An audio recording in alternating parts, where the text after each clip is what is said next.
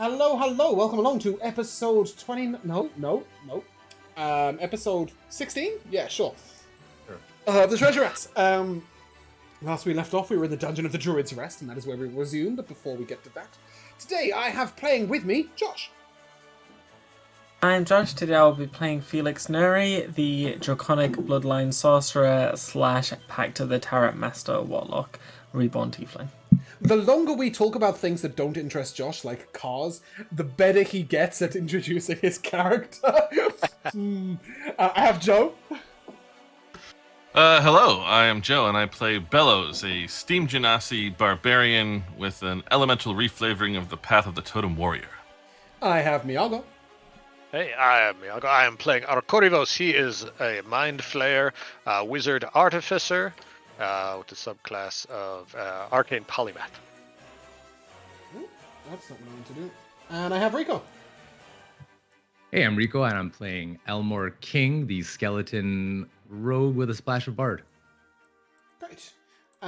So, without further ado, once I've fixed Miago's camera that accidentally broke during the intro, let's resume back at Druid's Rest.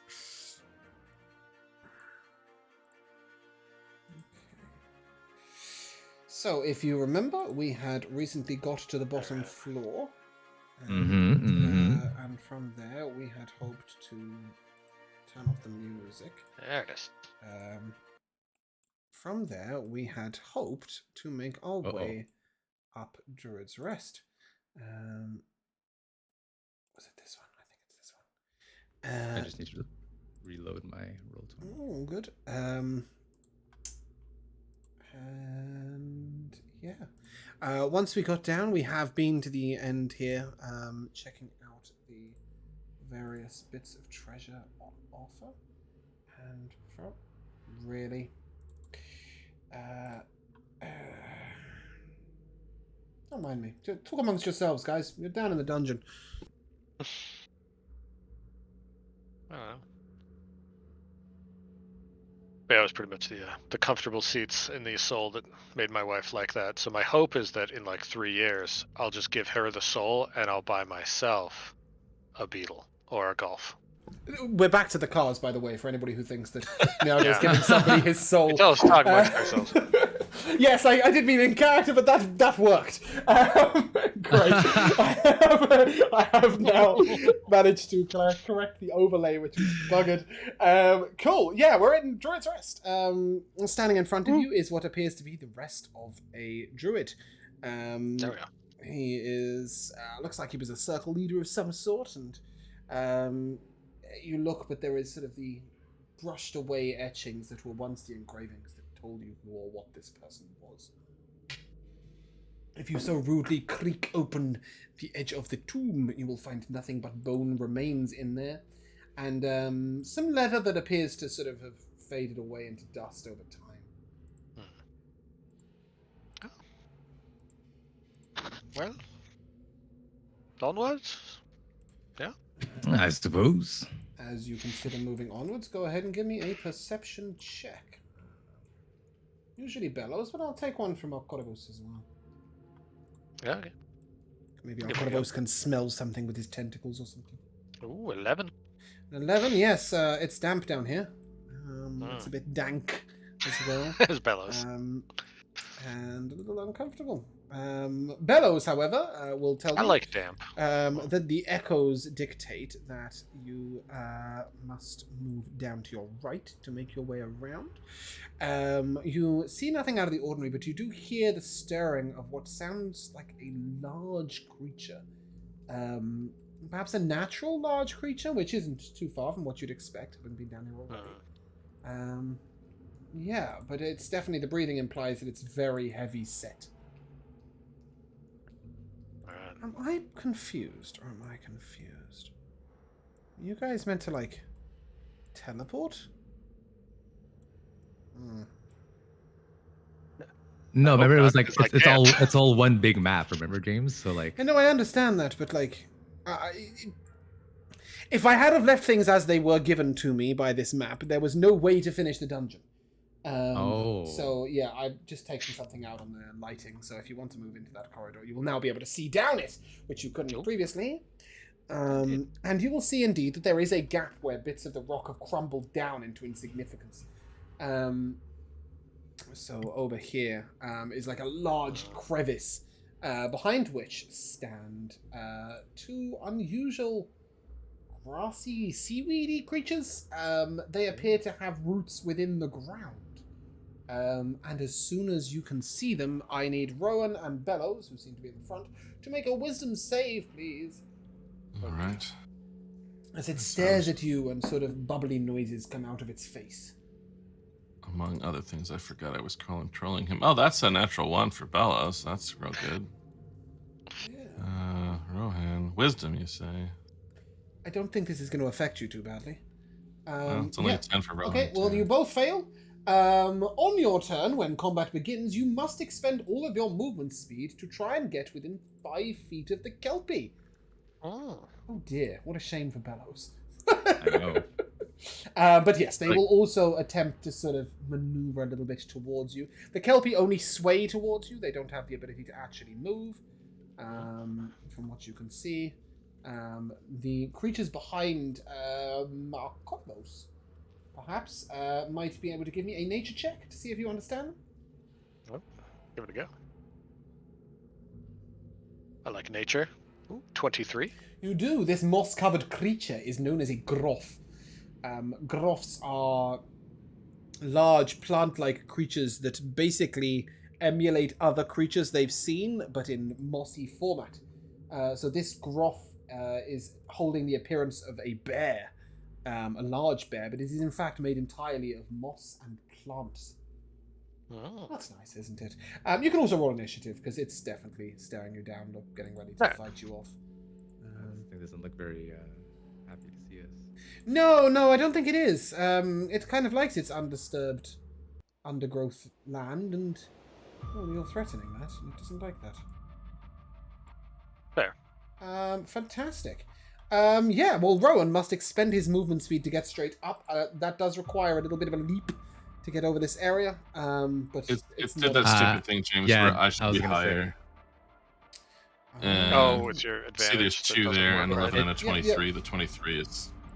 Bellows at the... Significantly higher. well, I suppose that doesn't make any difference. 23 or 32. Which is what I've put. Bellows, at the start of your turn, you must expend all your movement speed to get towards the Kelpie. It will require a small leap, but that is no problem. It will just slightly disrupt your motion, expending an extra 5 feet of movement to get over the gap, which Okay. shouldn't be a problem. In fact, it might be a benefit. 5. Move, symbol. What? Of course my It stupid won't motion. cross that line, yeah, sorry. There you No, go. that's alright. Just I believe it was 40 feet. crap on my screen. Yeah, alright. Well, I guess I'm gonna hit one of these things if it's affecting So me. you should. The one that's charmed you is the one to your north, directly above you. Okay. Then I will hit that one. Yeah, I mean, once you're within 5 feet of range of it, it doesn't actually force you to hit it. But yes, go ahead, smack it. Why not? So other things look bad, but I guess I'm not gonna rage just yet. I don't have that much of it left, so. They don't look very friendly. They're made of moss. Nevertheless, reckless, why not? Great. Love that. We got a pyromaniac and they're made of plants. We're fine. And sorry, I forgot about my D8. Grab But yeah, another one of these ironies going on here, but yes. Alright, here we go. One of those is a nat 20. Nice! Oh. So there you go with that. And that is gonna be 2. And I bumped my strength, so that number's different now. 2, 8, and 7 is 15, plus 7 is 22, plus the max of that would have been 16, and 12 is 28? Yes, for a total of 40. 28 and 22, 40, yes. Probably not No, necessary. 50. 50, sorry, yeah. Oh, yeah, you're right. Yeah, sorry, I was stealing your damage away. No, that's all right. Yeah, the only problem is that it's as your blow strikes in, it's sort of soft greenery seems to like squish in and squish back out.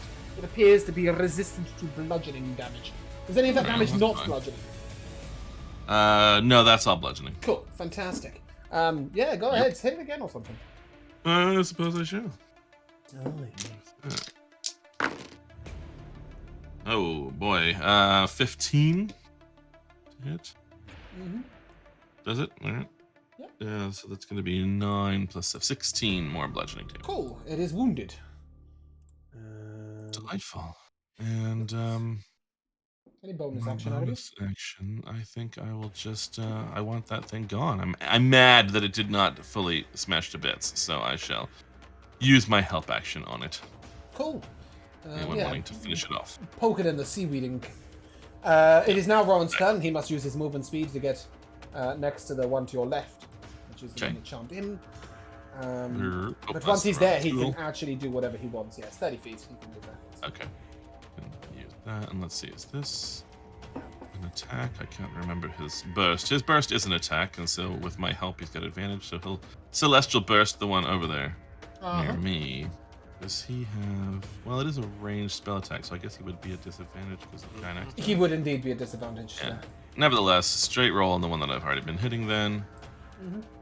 For a 25 to hit. That'll most definitely And that's surely supposed to be It is meant to be a 2d8, 2, right? yeah. Yep. If you click it, it gives you something you can roll to roll 20 with it. But yeah, it's just... Well, whatever. I've clicked it over here already, so let me just click that for now. And that was 9 radiant damage. 9 radiant. Yeah, he is hurt. Second to Rowan's turn. Yeah, I'll decide if I need a bardic inspiration or something between now and the next turn. Cool. Arrenus. All right. Gonna shimmy up a little bit, and this guy here, who's already pretty beat up, is gonna fling a little necrotic ectoplasm at him for ye old misnamed chill touch. Mm-hmm. Ooh, AC 25 will hit. 25. 4, 5 necrotic damage. That Nice. was a bad 2d8 roll. Yeah. But he can't regain hit points for the next round.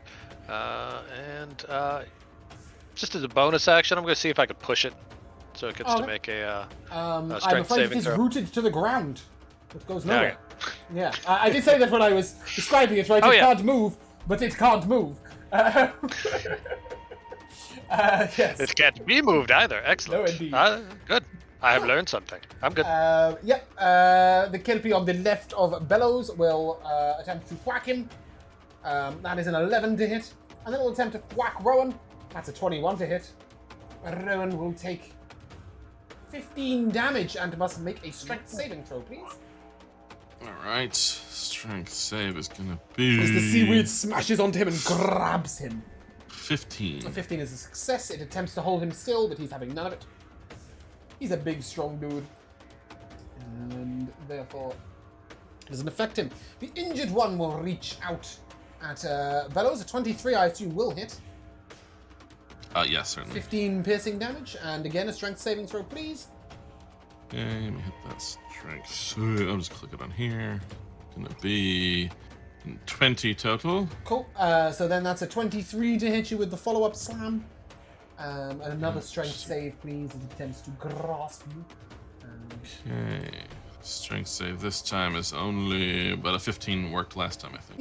Yep. And you will take another 13 piercing damage, and that will conclude his turn. This is not fun. No, they're quite rude. It's like serrated edges of seaweed that's gripping into you, slicing you with barnacles. Felix, you're up. Okay, I'm gonna use my movement speed and get up. And then... Is my hex still up? Do we know? Can we say yes? You have a spell slot?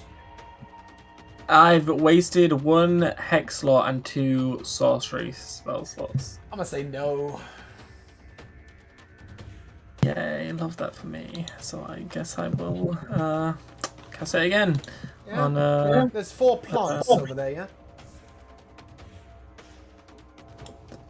I mean, Yeah. they look like bears, but okay. I did explain that they are bears made of moss and plant.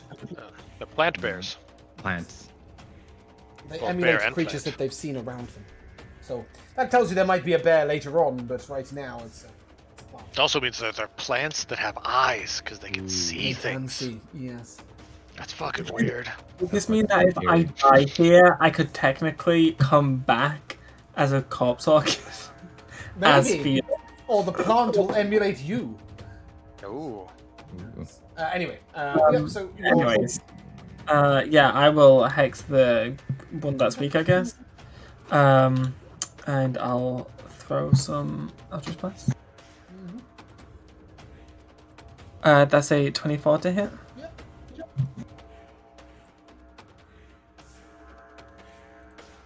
That is 11 plus 2. Oh no, I reroll ones, right? So that's another one, so that'll be a 2. So that's 12 altogether fire damage. Yep. You notice it is sort of it is thick with water inside its gelatinousy seaweed. So it would normally resist fire, but well, you're telling it no. I get it. It's a grass water type. Yeah, pretty much. It is severely wounded. That's an 18 to hit. Nice. That's an 18 fire plus these ones. Reroll that one. Plus another 3, so 17 Considers altogether. itself exterminated. Nice. That concludes your turn. Yes. Elmore. Yes. Okay. I have to reload my roll 20 because I'm not seeing any of these rolls coming up. Oh. Oh no, it's me. My extension keeps like removing itself. Oh, okay. Yeah. Well, Elmore, going to move up a bit here. I just want to make sure that I can. Yes. Okay. I assume this is like some bit of cover here, some half cover maybe. Have you moved? You pointed at me. Yes. Oh yes, there we go. Yes. Yeah, sorry, everything is going crazy. So there's slow a right dip now. in front of you. So if anything, you are more visible there than you would be anywhere else. So it Interesting. dips down, right? So it's not blocking at all. Moving around the side would be? Yeah, but then I wouldn't be able to see anybody. No, but if you were to go 5 foot back, take your shot, and then move 1 foot to the Oh. to the left, right? True. Well, I'm already in max movement right now, so I'll just that's stay fine. here for now. 2 other creatures can't move, and there's a bellows in the way of the others. I think you'll be alright. Yeah. now. The bears though, Yeah. they have not acted yet, but they are obviously in the act of attacking us. Oh yes. They are growling They're and just- making they're not hostile-like just, like, sounds docile. and Yeah, moving okay. towards bellows with the intent to eat him whole. In that case, I'm going to take a shot at the first bear with Yeah. Trusty Boomcaster. Okay, you have no way of proccing sneak attack on that, is that correct? I do not. That's big sad for Eh, you. Yeah, I know. It'll be an 18 to hit though. Yeah, please divide up your damage into fire and not fire. Yes. Unless you plan on that's a doing lot of bludgeoning damage, at damage. which point give me those numbers as well. Okay, so 17 piercing Okay, and 7 fire. and that 7 is applied to both, right? Correct. Okay, they catch fire. Nice. That's pretty cool. Yeah, they catch fire and appear to continue to burn after you've hit them. They also seem greatly affected by the flame. I'll call out to the party. They're weak to fire. Who knew? Yes, and I'm sure that Phoenix will reply back, the other ones are not weak to fire. Who knew? It's always and one way or then- the other with these plants. They're never Right, just right. accepting of fire. And then for a bonus action, I am going to take the dash action and Sit. just move over here. That's a very strange sentence for a bonus action. I'm going to take the dash action. But I'll take it. You know what I mean. Navi is up. Oh yeah. That's you. Did you level Like, Navi as Neva, well? That's a silly thing. Now I thought about it, and then I'm like, yeah, he'll be fine. Oh, okay. He just kind of helps a little bit. Rowan doesn't though, right? He just stays where he is. Yeah, he stays exactly where he is. I couldn't remember one way or the other. I'm like, he's just gonna get like a spell slot. He'll deal with it later. He'll just sacred flame this kelpie that's in between Rowan and Aye. the guy. This creature is incapable of making a dexterity saving throw. That's nice, isn't it? Oh well, I think it's he's to do with the fact probably it's gonna rooted take into 11 the radiant ground. damage there. Nice. Probably probably to get out of the way then. Yeah, cool. Does that I'll conclude just- Navi's turn?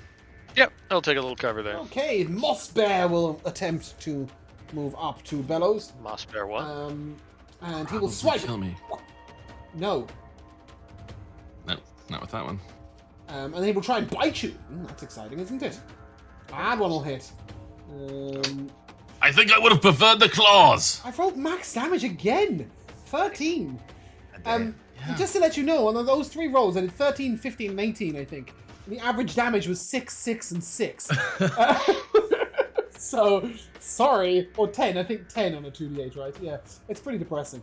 Okay, the next Moss Bear moves up and sort of stands there going, hey, get out of my way! Bellows, you're up. Sort of.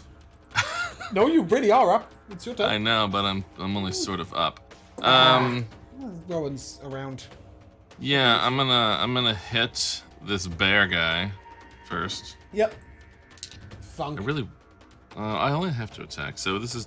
I don't think I have a choice. We know this is the bottomishness of this, right? Because we were in that central. You're near the bottom, but do bear in mind stairwell. as well, you do know that it is Rowan and Corvosa's turn before yours. Yeah, You also have potions if you need. that's true. I don't know what potions I have. I don't know what potions you have. Don't look at me. No, I know. I think they're in the document, aren't they? The shared Yeah, document. there's healing greater 6 of those. Yeah. There's always tons of them because you guys just like, yeah, they're in the group doc. And then every time you think about potions, you're like, I don't know what potions I have. I can't be bothered. Are we bonus action taking them ourselves? It is a like bonus people do? action, correct? All right. I don't know. I can't remember how many a greater is, but let's just give it a try. It's a 44 plus 4. All right. I don't. Okay, Sweet. The other one's a 2d4 plus 2. That's So I assume. 5 and only 2 more. 7, 11. Woo! Nice. 11 hooks. And then I will hit these things, but I'm Sure. still not gonna. You're hitting the bear thing first, right? Yeah, the bear thing first, and because I think I'm gonna run away, I'm gonna reckless, even though it's stupid dangerous. That's great. So that's gonna be a 25 to hit. Yep. Incredibly low damage. 2 plus 7, 9 bludgeoning damage on that. Oh, okay. And then I'm gonna hit the Kelpie thing. Yep. That one's a natural 20, Sick. That's another resisted Or- crit, sadly. but it's not as much as but it's not as much as it was before either because I didn't run up. So it's gonna be 12 plus 7 is 19 plus 7 more is 26. Nice. Total on him, and then I'm gonna run away because of Cool. my mobile. You Can should do that. run far, far away. It is, in your estimation, the Kelpie cannot move at all, and the Groff doesn't seem to be able to fit in the corridor past other people. So, Yeah. that's pretty effective, as now it'll be Rowan getting hit by Rowan things. Does that conclude your turn, Bellows? It does conclude my turn. I did everything I could. Yep. Good luck on cure wounding yourself with Rowan. Yeah, I know, but he might just have to run away and take the chill. opportunity attack because honestly, I was this gonna say, you're Kelpie pretty is close the to best Navi now, and bottleneck Navi ever. has nothing better to do with his turn, so. Oh shit! I'm really sorry, Bellows. Yeah. You needed to make a wisdom save at the end of your previous turn. Can you do that for me? Okay. Yeah, of course I can. I'll just click it so I don't have to To be figure it out. allowed to run away? Yeah, Would it exactly. be a fail of 10? I'm, Mm. It's all I'm right. really sorry. Yeah, that's Yeah, a no he's running back. button. Did you want to change anything about what you're attacking, knowing that you can't run? Well, I probably wouldn't have recklessed, but that's already fine. done. I Those can- well, I numbers can are take all it. done. I can take off the reckless. In all honesty, you would have to do wonders to miss, and the crit didn't Sure. make much difference, so that's fine. Cool. Okay. So we'll say no reckless, but otherwise you're standing Yeah, there I mean, having a laugh, and then give me a wisdom save at the end of this turn, which I should have remembered. sure.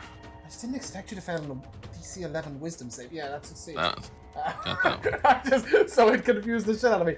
It's Rowan's turn. Give me a wisdom save at the end of his last turn to see if he can go away if he wants to. Okay, so it takes effect of the next. I see what you're saying. Yeah. Okay. At the end of each turn, you can try and escape the charm that literally says you cannot move away from the creature. You must remain within 5 feet of it. All right, Rowan's got it for pastime, Cool. I guess. Yeah, so he can move on this turn if he wishes, and it is now his turn. If he wants to. Now, Bellows is still there and probably needs to be cure wounds. I mean, that just I would seems assume logical. So. Yep. That's what he's Perhaps there it says something like 4th level. for. And that's gonna be not horrible. 24. Yeah. Any damage resistance Nice. coming from that? Oh yeah, but it's elemental types Yeah. only, right? Judging by the way they look, if anything, it could be acid or poison, maybe. Sure. I don't think actually, I don't think it does any of those, does it? It's like fire, lightning, cold. Oh yeah, I'd have to look here. I'll look in a second. Let me mark this 24 before the number disappears in front of my face. 24 back there. And that's gonna be his cure woundsing as an action, so he will. Cold, fire, lightning, necrotic, radiant, thunder. Necrotic. Cool. I mean, they seem kind of like rotten plants. Who knows? They And yeah, he doesn't want to die and run away, does he? He's not good at that. He's tanky. His only bonuses are basically bardic inspiration. Yeah. Well, now that they're right up next to us, we might be able to make better openings for our friend the bard. So he'll bardic inspiration Elmore. Cool. Boom. That is it for all of us up here in front. Got a most. All right. Give me just in front of Felix there for a moment. Just in case anything's been confusing, the front creature is resistant to fire and bludgeoning. The back creature seems to be vulnerable to fire, and it is on fire. Excellent. That is. Both of them, in fact, are on fire.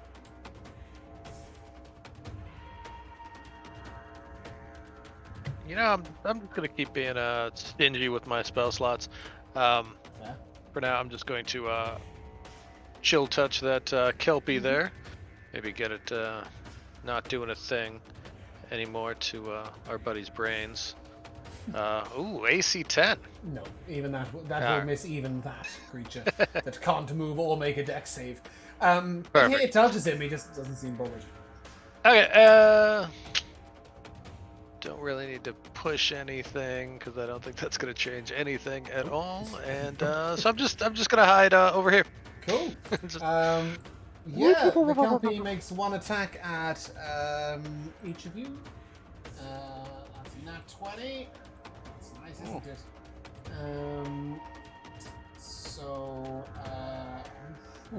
Bellows, I'm afraid that's 31 piercing damage. These are meant to be weak-ass bitches. They've got a +4 to hit. And a 7 to hit Rowan. Oh, just do it the other way around, shitty people. Is Bellows still up? Yes. Sort of. Every time Bellows rages, I miss him with every attack and do pathetic damage or fire damage. Every time he doesn't rage, I just eat him with piercing damage. Yeah, and then when I sit here and act all nervous, James is like, "You do notice they don't seem very strong." They don't! Yeah, and a +4 to hit is the goblin. Like, This that's fight is- nothing special at all. Stupid D&D Beyond says this fight is trivial. Felix, it's your turn. It's assuming everybody will be involved. And not every attack will be on me. True. But, you true. know, I mean, they're hitting every... I'm spending the attacks with what I can see. I'm trying to be as nice as possible, but, yeah. It's having a good rolling day. What are you doing over there, Phoenix? I'll bonus action move my hex onto the bear that's been hit already. Yep. And I'll just blast it. That's a 19 to hit. That will hit. That's 13 plus another. Reroll. Why is it 13? Hex? It says 9? Because I get a plus Sorry, 4. Oh, I've not been adding these +4s to my hexes. Sure. That one did because it's a die 10 +4. No. It's a feature with my subclass. Whenever I suppose I'm not casting the spell with hex, but every time I cast a spell that deals fire damage, I add a +4 to the damage. Oh, okay. Yeah, that's a different thing then. Yep. Nope, you're on top of it. Cantrip is a spell, so... I was Yeah. just thinking regular agonizing blast hoopla. Yeah, with, no, like, so a he third coming gets a out of it, +8 on every. Eldritch Nice. Blast. Holy Yeah, wow. So that's- multi-classing sorcerer and warlock is just dirty in every way. Yeah, but I'm not casting it, so I guess it doesn't add to It that. doesn't matter in the slightest. It's dead Oh. as fuck. Okay. Like, you needed to do 6 damage. What do you want to do with this one? Yeah, I'll move on to the other bear. Yeah. That's a 17 to hit. That'll hit. It appears to be taking extra damage every time you did it fire damage, by the way. That's As 11. taking double. Yep. That's 11, 22, 28. Great, that's a big hit. It's wounded. Cool. Elmore.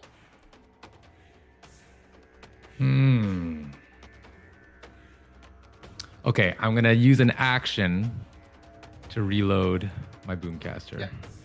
Because I gotta do that. I am going to move up here. And with a bonus action,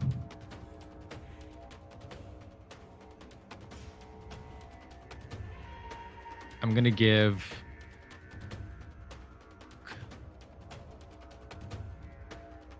Bella's looking pretty hurt, eh? Yeah. Yeah. His Navi's right behind you too. Navi Right, is yeah. right behind me. That's Plenty of people to help, so He can Okay, I'm fly gonna over give- the cap. I'm gonna actually, if I could move back a little bit, James, if you don't Yeah, mind. you can move back. I don't care. I'll move back to this. You this never will, open- and he I never- didn't spot. think this fight was gonna be like even consequential. The tactics are coming out. No, I'm gonna give Bellows a bardic inspiration Great, love that for him. to help out his. I don't know if he's his ever gonna wisdom if save. he's gonna see another turn, but apart I from know. that, maybe he can use it on his death save. that's always a question. Navi. All right, Navi's just gonna boop, float over there on the, I don't know, psionic energies that buoy his jellyfish-like self, and he's just gonna drop a 3rd level cure wounds on Bellows. Cool. Have some hit points. 14. 14 hit points. I don't think he has a single worthwhile bonus action. Nope. Nope. Yep, that's his turn. He has spells, but that's about it. Yeah. Okay, we'll No find surprises. Oh, you'll proc an opportunity tap in that. Yeah. Oh yeah, nah, he'll just stay there. Cool.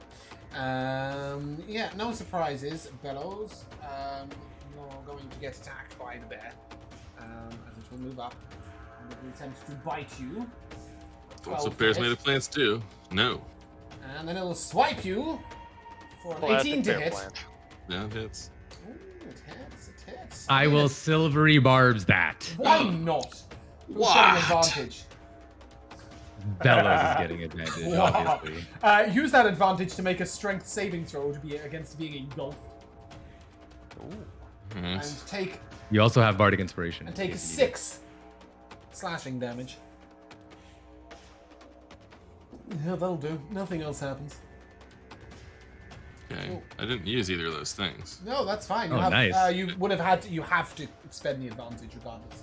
Oh, is it? It is on the next saving throw with or attack roll or ability skill. Oh, so it's okay. fine. You succeeded anyway, and the advantage is gone. And it is your turn. You notice that both creatures are wounded, though. No, the top creature is wounded. The Kelpie is. It seems quite resistant to being murdered. All right. Well, I'm gonna hit the one that has been not as resistant to my hitting it. Mm-hmm. Seems sensible to attack the larger thing. It did just try to eat you, to be fair. Oh yeah, and that's gone. So I will reckless to get the advantage. Wow, this red die. That's the 3rd nat 20 today. Nice. Hey. Yeah. And it was a max damage roll, so it's a max damage roll twice. That's going to be 12 and 12 is 24 plus 7, I think. Nice. That's one 31. very dead, poor little wolfy dude. Okay. And now I will hit the other thing. So you should. That's going to be a 26 to hit, or 15 bludgeoning damage, which I know is resisted. Nice. And then I will I will harass it with my bonus action, and then I will run a little ways up, just because that's easier to get away from things, but I won't go so far that I encounter other crap. Yep. Cool. Yeah, I think that's Rowan. all for Bellows. Rowan is going to... Let's see. What's closer up then? I really might delete this track. Does he have... It's really just quite annoying after a while. Oh, he doesn't have that stuff. Well, he's got some weapons, Yeah, he does. but the bludgeoning hasn't been good. But these are both bludgeoning. Damn it. Does it have claws or something? Yeah, he does. He's like a wolf guy, so I'm just trying to find here. He's got claws. Mm-hmm. That should do it. He's just gonna claw this thing. He's inspired by the bear. Yeah. Classic. Nice. 17 to- piercing damage. This one is... What does it say? Piercing. No, slashing. Piercing was the bite. Yeah. I click Cool. Yeah, claws if as you're slashing. slashing, you're doing well. 17 will hit. Okay, and yeah, I chose claws because it's apparently 2d6 instead Giving of 1d6. away here that it's resistant to piercing damage too. But So nine, that's- 9 slashing will do it. It's wounded. Awesome. Hey. Yeah. It's and then- 2 swipes or 1. Oh, it doesn't tell me. It just has listed. Here's the things No, you it's can really do. annoying. It's featured in the. Yeah, extra attacks would be under like Features and stuff, efficiency class the features. language or something, maybe on the left side. But he's mostly a bard. I don't know where he would get an extra attack from. Yeah, unless he's- No, he's- no, he it's doesn't. fine. I think your claws Swords are bard or natural weapon, something. yada yada, etc. There's no. I mean, Yeah. by technicality, I think you can make a. You can attack as a bonus action, or like. I don't think his claws are a light weapon, Oh yeah, I suppose. so you can't like That's a use weird another light interpretation, weapon. isn't it? Yeah. Which I is such guess. a weird, yeah, like It's you would such think a strange thing, right? Because the lightest weapon. I was So holding 2 short carry- swords. so Or if you're your fucking unarmed, you head. can only make 1 attack. Is that correct? You can't attack as a Hey. bonus action when unarmed. Rules is written. Unless you're a monk. Yeah. Okay. Cool. Unless Alright. you're like, yeah. Yeah, I suppose that But- would make their unarmed strike very pointless, wouldn't it? If everybody got it. That still is more damage than an average person because it's die. Yeah. It's a martial art die. He'll instead of circle just around it just to be out of Yeah. the way, but not draw an attack. That's him. Cannibalism. There was a wounded kelpie. Perfect. Boom. All right. I've just realised you all haven't my- thunderwaved once this fight. I haven't gotten close enough. Everyone kind of jumped across, and I'm like, Close quarters, I'd have too. to like, Yeah. I'd have to get like real close and kind of in everyone's way to like start thunder waving. So, I'll just do my modest chill touches for now, and then next Cool. time I'll run up and be at the front, and ooh, AC 10 again. Nope. So that's my awesome turn. Yeah, great. You know what? I'm gonna move up just do it. for Why that not? thunder wave next round. Yeah, he'll slash once at Rowan for a 22 to hit. Take I have Rowan not down rolled if I over need at to. 17 this in game. 12 piercing damage to Rowan. And he needs to make a strength saving throw and then a natural 1 to hit Navi. All right. Yeah, Navi is fine. It's 13 on the strength save. Yeah, that's For Rowan. success. Felix. Well, someone's got to kill this thing. Yeah, Please. not gonna be me Yeah, apparently. 15 to hit. 15 hits. Oh, I should have bonus action with my hex. Yeah, that's fine. Yeah, do it retrospectively. I don't care. 12 plus 3, 15. Yeah, it's severely wounded. Honestly, the fact that you can't be resisted is just crazy. 22 to him. Yeah.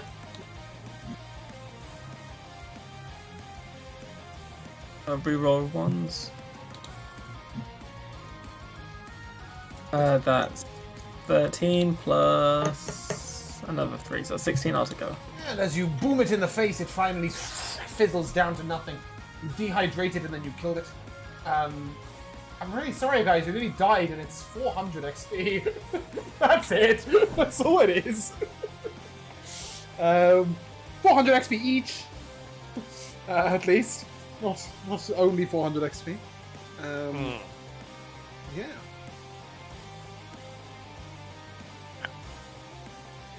And, As you 400. as the battle finishes, yes, 400 XP each. As the battle finishes, you hear a strange chanting from up the hill, I guess is the right phrase, from round the corner. Anybody speak Sylvan? Nada. Right, Rain. Okay. Rowan does. Rowan does, yes. Yeah. He will tell you somebody is summoning something. Or however he speaks. He doesn't speak like those. Well, it's Somebody not is us. summoning We can something. wait here. We're not being summoned. Oh, that's the first time I've That's ever heard the person, Bellows yeah, has encourage been hostile. something that isn't run in. He must be nearly dead. He's not as bad as he was. but- Would you like to drink Someone 4 get this man a greater potion. healing potions? Yes. Someone get this man a potion. Something's wrong with Bellows. Perhaps you could drink one with each hand. Yeah. What have I got? Hold on. There's Well, 5 more greater so healing Otherwise, potions. do we have 10 minutes? Yeah. You I don't don't know. think so. Yeah. Okay, no one else is actually that hurt. Never mind. Because prayer I'm of healing takes 10 minutes, and but I also don't think anyone needs it other than Bellows. No. So No, let's but just I could just dump take some stuff potions in if you want Bellows. because we're going to town. Yeah, I mean, yeah. Let's be stingy with potions real quick. Let's give you Navi. We'll give you 2 more. First level cure wounds is. you I think have that over time, Bellows' body is getting like absorbing magic, God damn right? it. Every time you Yeah. touch him with these healing, even if they do 5 and 4 respectively. All right, we're doing one more. Oh, I'm respecing him as God a damn wild it. magic barbarian. Well, so many ones. Wild magic is so This much is fun. 5, 4, and 4. Yeah. I know. I rolled a Okay. 1, 2, and 2, or 1, 1, and 2 on my die 8s. As a potential Ugh. 24 plus 9, that was a potential 33 healing there. No, that can't Yeah. quite be right, but yeah, because 33. It was a potential 33 healing, and you got 13. But there's plenty of greater Yeah. healing potions. But That was significantly below average. yeah, I'm taking one. Yeah, do it. That's 8 more. it's a 4d4 plus 4. Yeah, Oh. because it's greater Oh, healing. yeah. For the greater, yeah. Oh, I only did 2 the last time. I think you said it was 2. No, 2d4 Oh, plus no, 2 no, for you're wrong. basic. No, I'm wrong. I did. Yeah, I yeah, remember rolling it twice now. yeah. All right, do it again. Do it again. Do it now. Come on, Max. Can anybody roll a Do it. decent dice? Well, I mean, on D4, it's 13. a 3 and a 2 is pretty Yeah, good. true. It's Yeah. 13 healing 13. again. Yeah, 13. That's not bad. And yeah, you guys What hear do you this need? You want one more summoning, cure wounds? I'll do it. and I can do it from Rowan. Let me check his slots. He's got a lot of high level slots. Yeah, okay.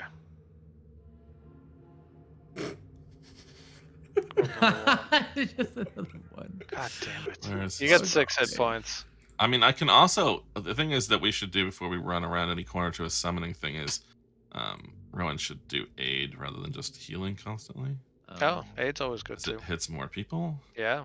I love AIDS, yeah. So let me do. Wow. You love AIDS? wow, Yeah, there was a. I've never heard of anybody on its side before. No, you know, like people who come to help you with tasks, Mhm. right? Like an aid, right? Why Yeah, did it's that not it's a mark off the Canadian slot? term. okay, Yeah, there it is, 31 There you go. HP. Have a bit of Use it that. often. Canadians love AIDS. Yeah, now I'm maxed out, Always. Okay, cool. and I'm going to We hire- aid we stays hire 3 them people, but the from- number goes up. Is that, or does it add more people? So you roll 5, 8, 5, 8, 6. See that's it's how you 3 roll people some goddamn regardless of die the eights. level. Yeah. But it's So- 5, 10, 15, 20, etc. Yep. All right. So let's do one of his 5th level slots.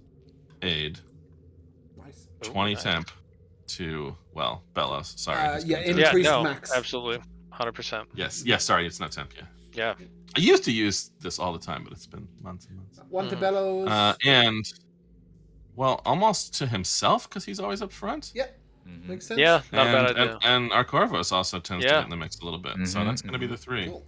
Blast Marvelous. scepter, short range. Got to get up in the front. Around the corner, you just hear this voice in perfect common. Will you stop chanting and get over here? Yeah. Nice. It's going to be a friend. You said now. 20 more hit It's points. 20 max. 20. mod. Yeah. Wow. The Yeah. chanting finishes, and you hear a ginormous sort of creaking noise, like a large piece of wood being bent in. All right. Get to it. All right, now I'm back to running. Don't worry about me. Good man. Good man. We're gonna do something weird here. Go for it. I love So, weird. Obviously, you know there's a fight around the corner. So if you guys want to just line up over here, you can roll your initiative, but for the first turn, I'm going to let you guys decide which order you act in. Right? Because obviously it makes no sense if Navi gets the highest roll for Navi to go in and be the subject of the damage, right? Charge in heroically. Yeah, but you know there's a fight around the corner. You're 100% certain. You've heard the summons. Okay. You see, like, sort of strange lights coming. It's a friendly next time, though. I thought maybe he just wants to chat. No, it was just me saying, like... Maybe there was in Celestial, so maybe they're summoning an angel that's here to... Oh, I thought it was Celestial. Druiding. Oh, okay. It's nature That makes stuff, more you know? sense, I guess. Like a fae, some sort of fae creature? Yeah. Like a nice happy fae?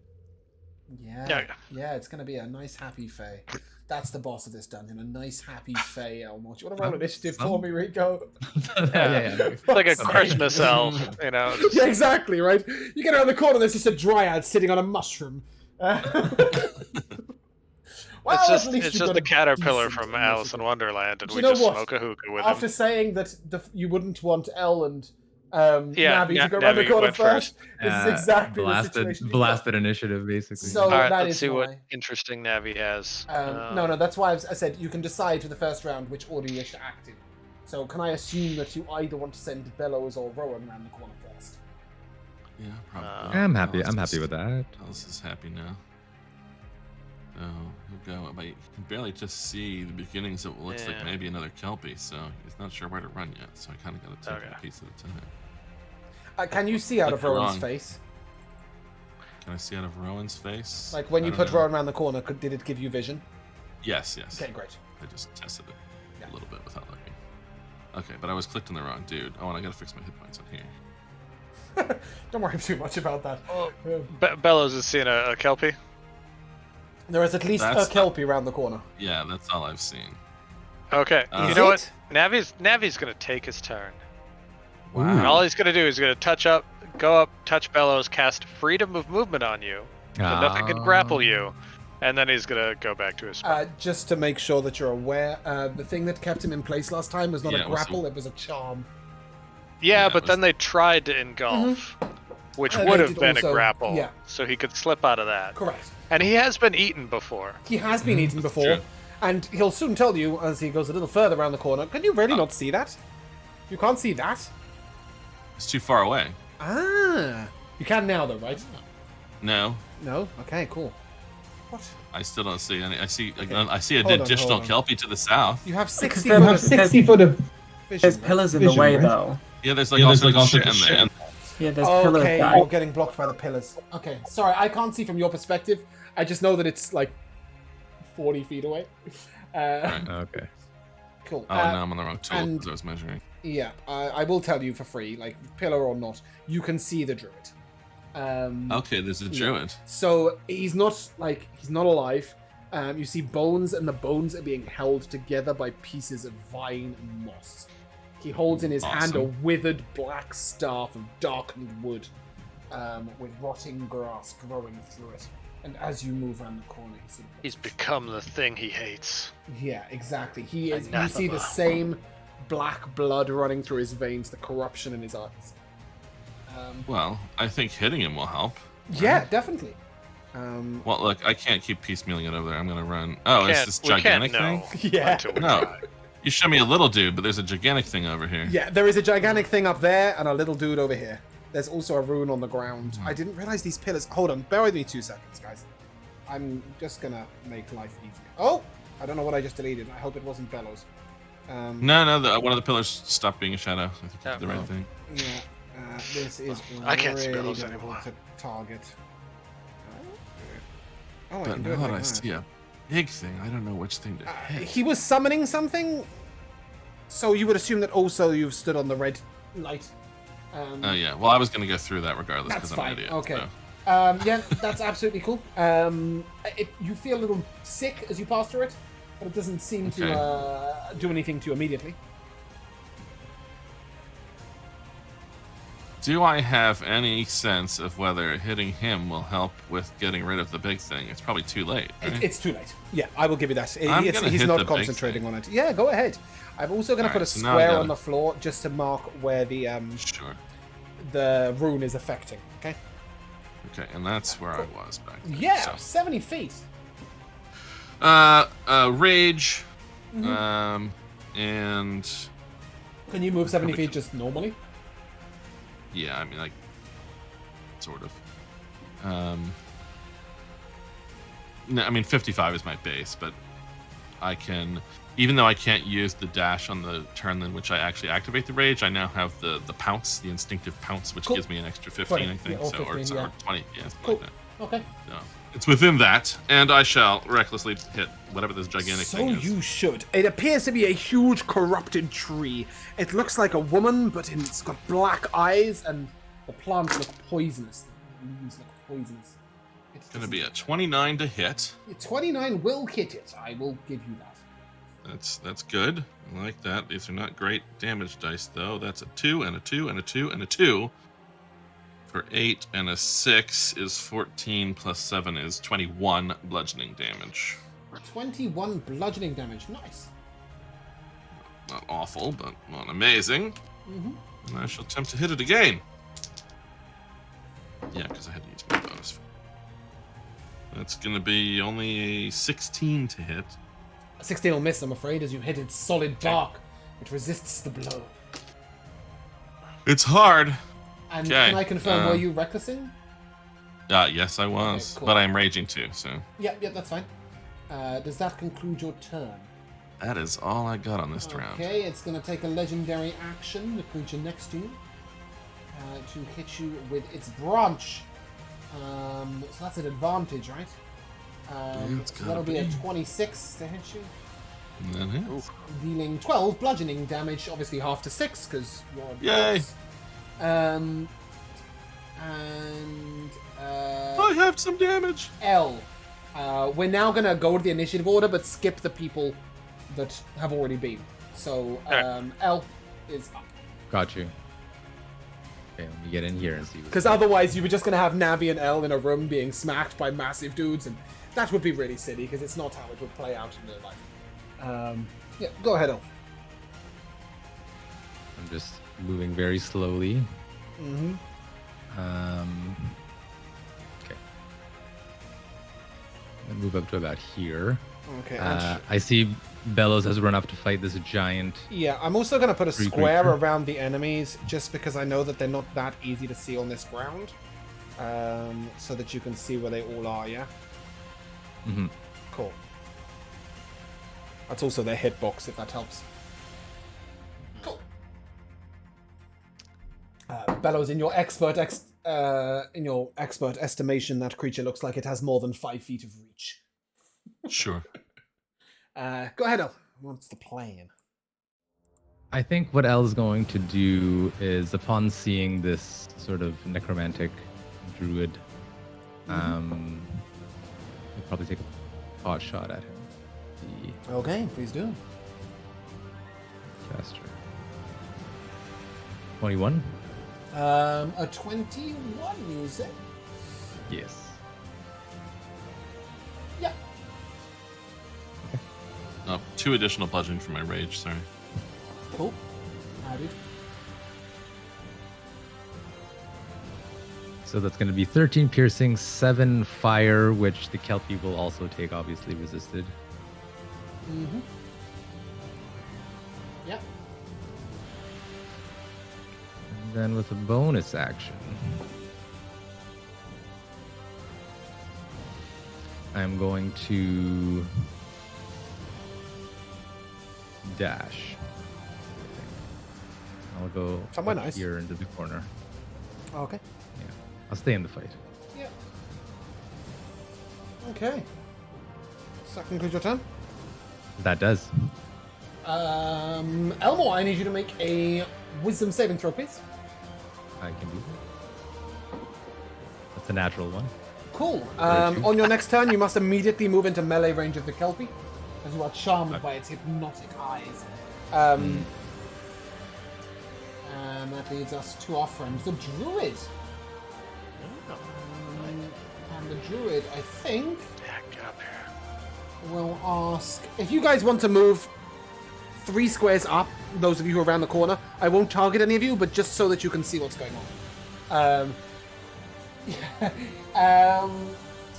Bellows, I will ask you to make a strength save, please, as grasping weeds and vines arrive around you. I get an advantage on this? I think I... Where is it? Yep. Because I'm raging. Oh, boy. 13. 13 is a fail, I'm afraid. You are entangled. Oh, but I can't be grappled or something. I just can't reduce my movement, whatever it is. Yeah, let's Yeah, I need specific wording on that one. Of effing movement. Let's see. Duration is unaffected by difficult terrain. Spells and other magical effects can neither reduce the target's speed nor cause the target to be paralyzed or restrained. Fantastic. The target can spend 5 feet of movement to automatically escape from non-magical restraints, such as manacles or a creature that it has it grappled. Nice. So as these roots sort of come about you, the magic that Navi has placed on you sort of burns them away. The Druid looks mildly irritated and then walks up to Elmore and hits him with a stick. Classic. How dare you? Yeah, that's a 26. Fuck me, that's gonna hit, yeah. And ignore that. Ignore the 24. It'll be a... Sorry, it's... I've done this in the wrong order. It's a 24 minus 3. It's a 21 to hit you. 21 does hit, yeah. 8 bludgeoning damage.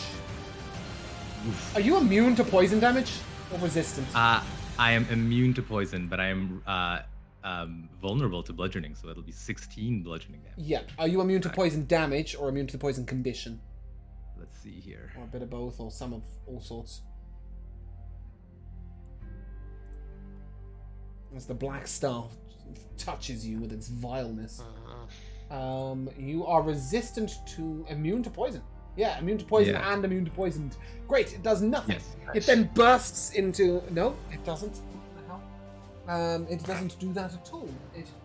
Oh, okay. On his way over, he will have fired some fire at you because I'm an idiot and didn't realize it was a ranged attack.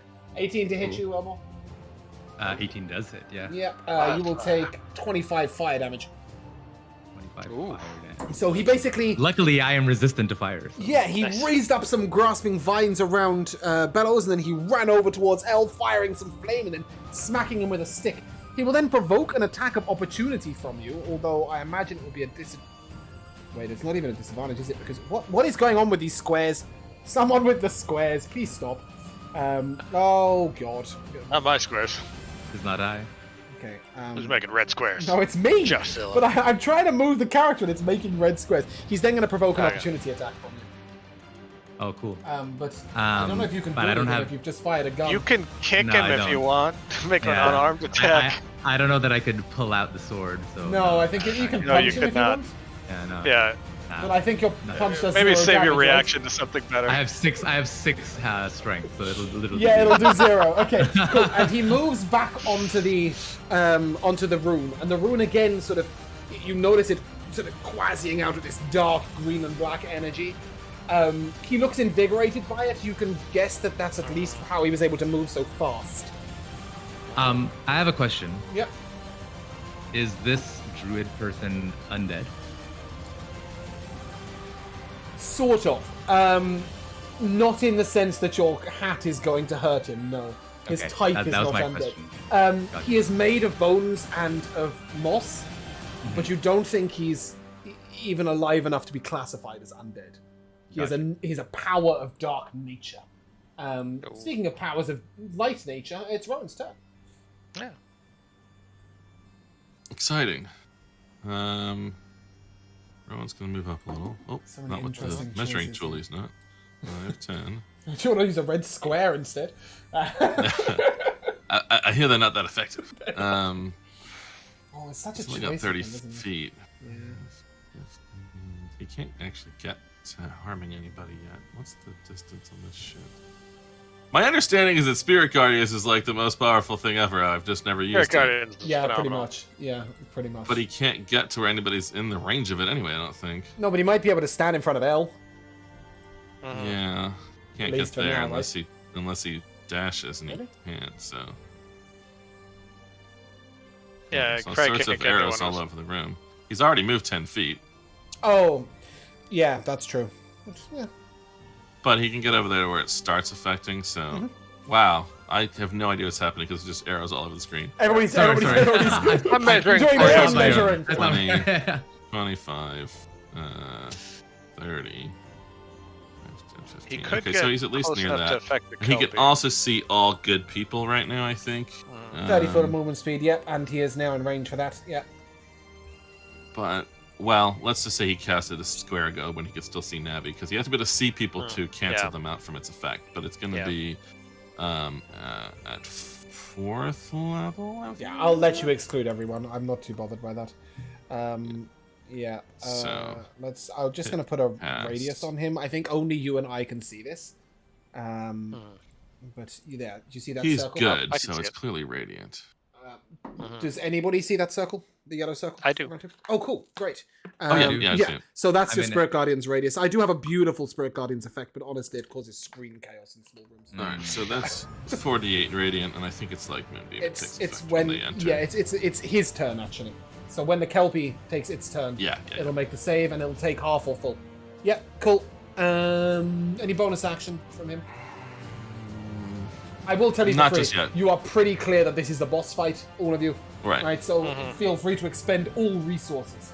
Oh yeah. Yeah. Otherwise, you will die. Yeah, just give me a turn to see if he does anything else with his bardic No, inspiration. that's that I absolutely don't fine. remember. Felix, you are up. Okay.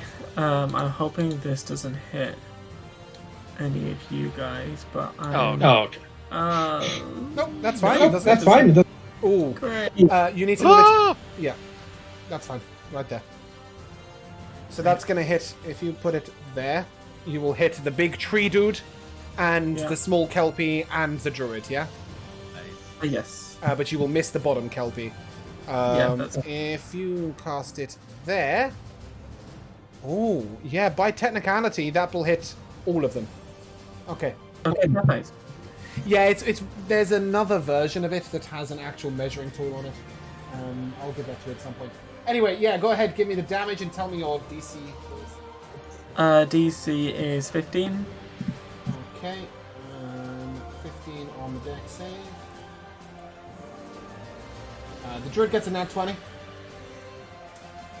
The Kelpies can't make deck saves, they're not allowed.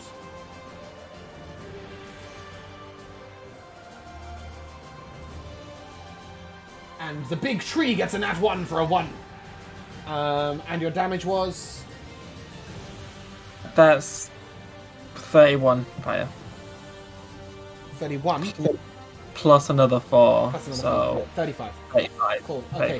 35. Would be resisted by Kelpies, but they can't resist you. It does not appear to be particularly super effective against Winter Splinter, the great tree. But both Kelpies are wounded. The Druid seems spectacularly unfazed. The big tree is a little annoyed, but that's about it. Cool. Arrenus. Sorry, anything else, Josh? Any bonus action or anything? 1 second. You can move your hex as a bonus action, yes? Yeah, I was just saying, I'll move the hex onto the druid. What's the range on hex? 90. Cool. Yeah, that's plenty of room. Does that conclude your turn? And I'll make... Cool. Arrenus. Tis you, tis you. Yep. Alright, so I can get one more square. There we go. I'll get right there with my action. I will click down ye old Thunderwave. Okay. It should be able to hit Druid and Kelpie there. Yep. There we are. So, Constitution saving throw, DC 16.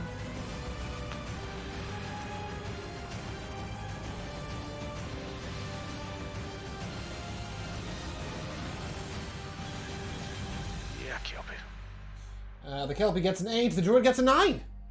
All right. They are also pushed 10 feet away from me, which for the Druid, I don't know if that pushes him out of his little rune or not. You know, might be a thing. Yeah, I would say so. The Kelpie cannot be pushed because it's dead. Yep, fine with that. Yes, the Druid is pushed out of his little rune. All I really right. wanted to see you weed with thunder. Root it, push it away. Yeah. And then, bonus action, I'm going to... Because that's you... Well, let me actually double check. I will tell you that is big enough that cast you the cannot spell. shove the Druid any further. That thing Oh, that's behind fine. him is a tomb. Mm. Well, sort of. No, I was It's just an altar. trying to figure out what to do with my bonus action. And I cast I was thinking Thunder Wave would still let me cast a spell because it's using an item, but it's using an item to cast a spell, so that's not kosher. You know what? I'm just gonna telekinetically push the Druid just another 5 feet. Yeah, I mean, he won't go anywhere, that's what I was just saying, because that thing is too Yeah. big. I just want to bully them, you know, with Yeah. my telekinesis. Just Yeah. push them around. And Yeah, he just sort of... let them know Ooh. I'm better than them. Yeah, that's very Yeah. fair. I'm speaking of Yeah. things that are better than people. The Winter Splinter will make another legendary attack. 19 to hit Bellows. Yep. 9 bludgeoning damage after 4. Yay. Akoro, sorry, that was the end of your turn, right? Yep. Okay, the Kelpie is not in range of Rowan, so will not make a saving throw. And instead will stare at Arkorvos and demand that he makes a wisdom saving throw. No, I can do that. See how I do. Oh, not bad. 17. Yeah, nothing will happen. Cool. Winter Splinter will take the last of its legendary actions to bash Bellows around the head with the branch again. He's having great fun with that. I don't know why it rolled twice. Ignore the second roll. 24 to hit, including 8 bludgeoning, half to 4. And it is now Winter Splinter's turn. Winter Splinter will reach out with his roots. Oh, this is beautiful. 15 feet. All it can do is hit Bellows. So I didn't mean to roll the damage first. Ignore that. That's a 12 to hit, which will miss. Yes. And a 20 to hit, which I assume will hit. Yes. And it would pull you in, except you can't be grappled. So it will do nothing. Well, I mean, it won't do nothing. It'll do you 4 bludgeoning damage already halved. But no more. Okay. Yeah. And then it will lash at you twice with its branch. 22 to hit. Yeah. 10 damage after 5.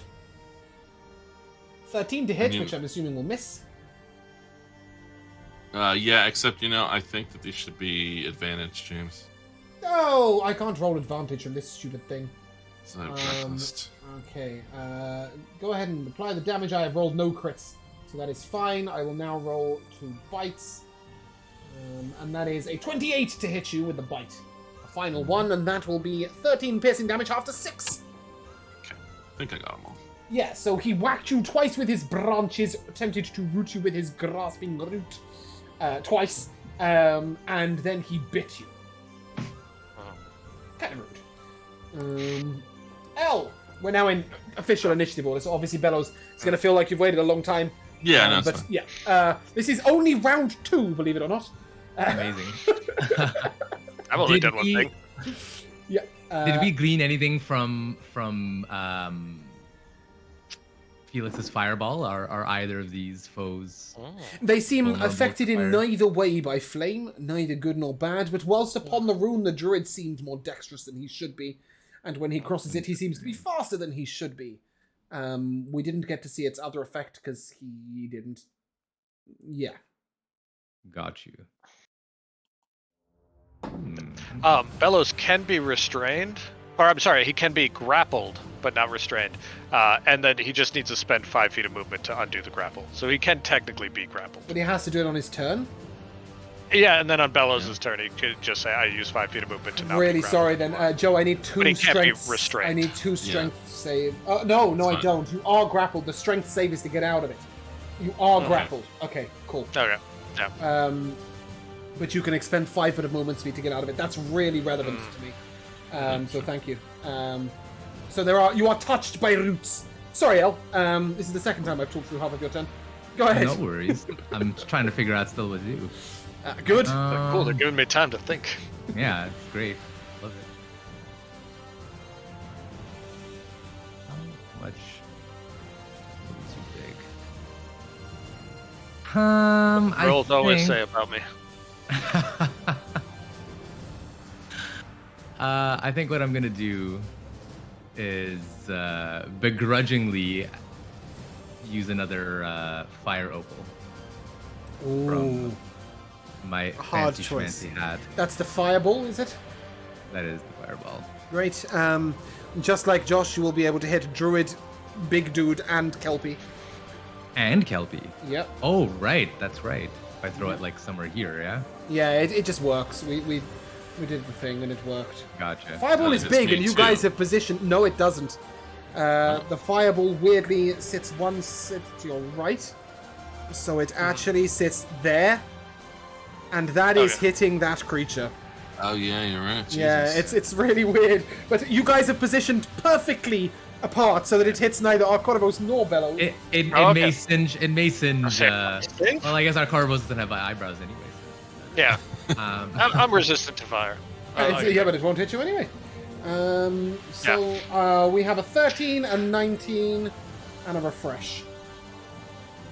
13 and 19 and A refresh? Yeah, my game thingy refresh. I wanted to roll. No, the... there goes Oh, the not camera. again! Let me roll the Oh, druid. no. God damn it! Thank you. What about that for a Damn, this 19? winner's- Two 19s this and a winner's- 13.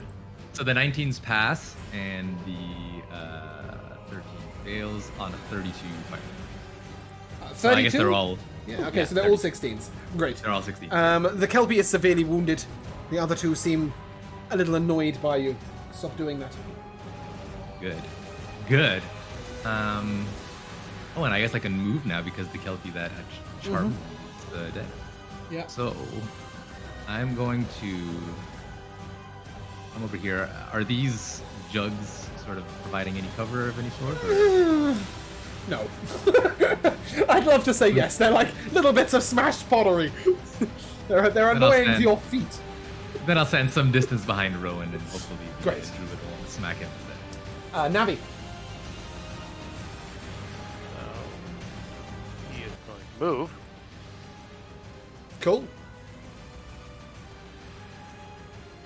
And then, if he can, let's see here, doing some math. Target's +1, so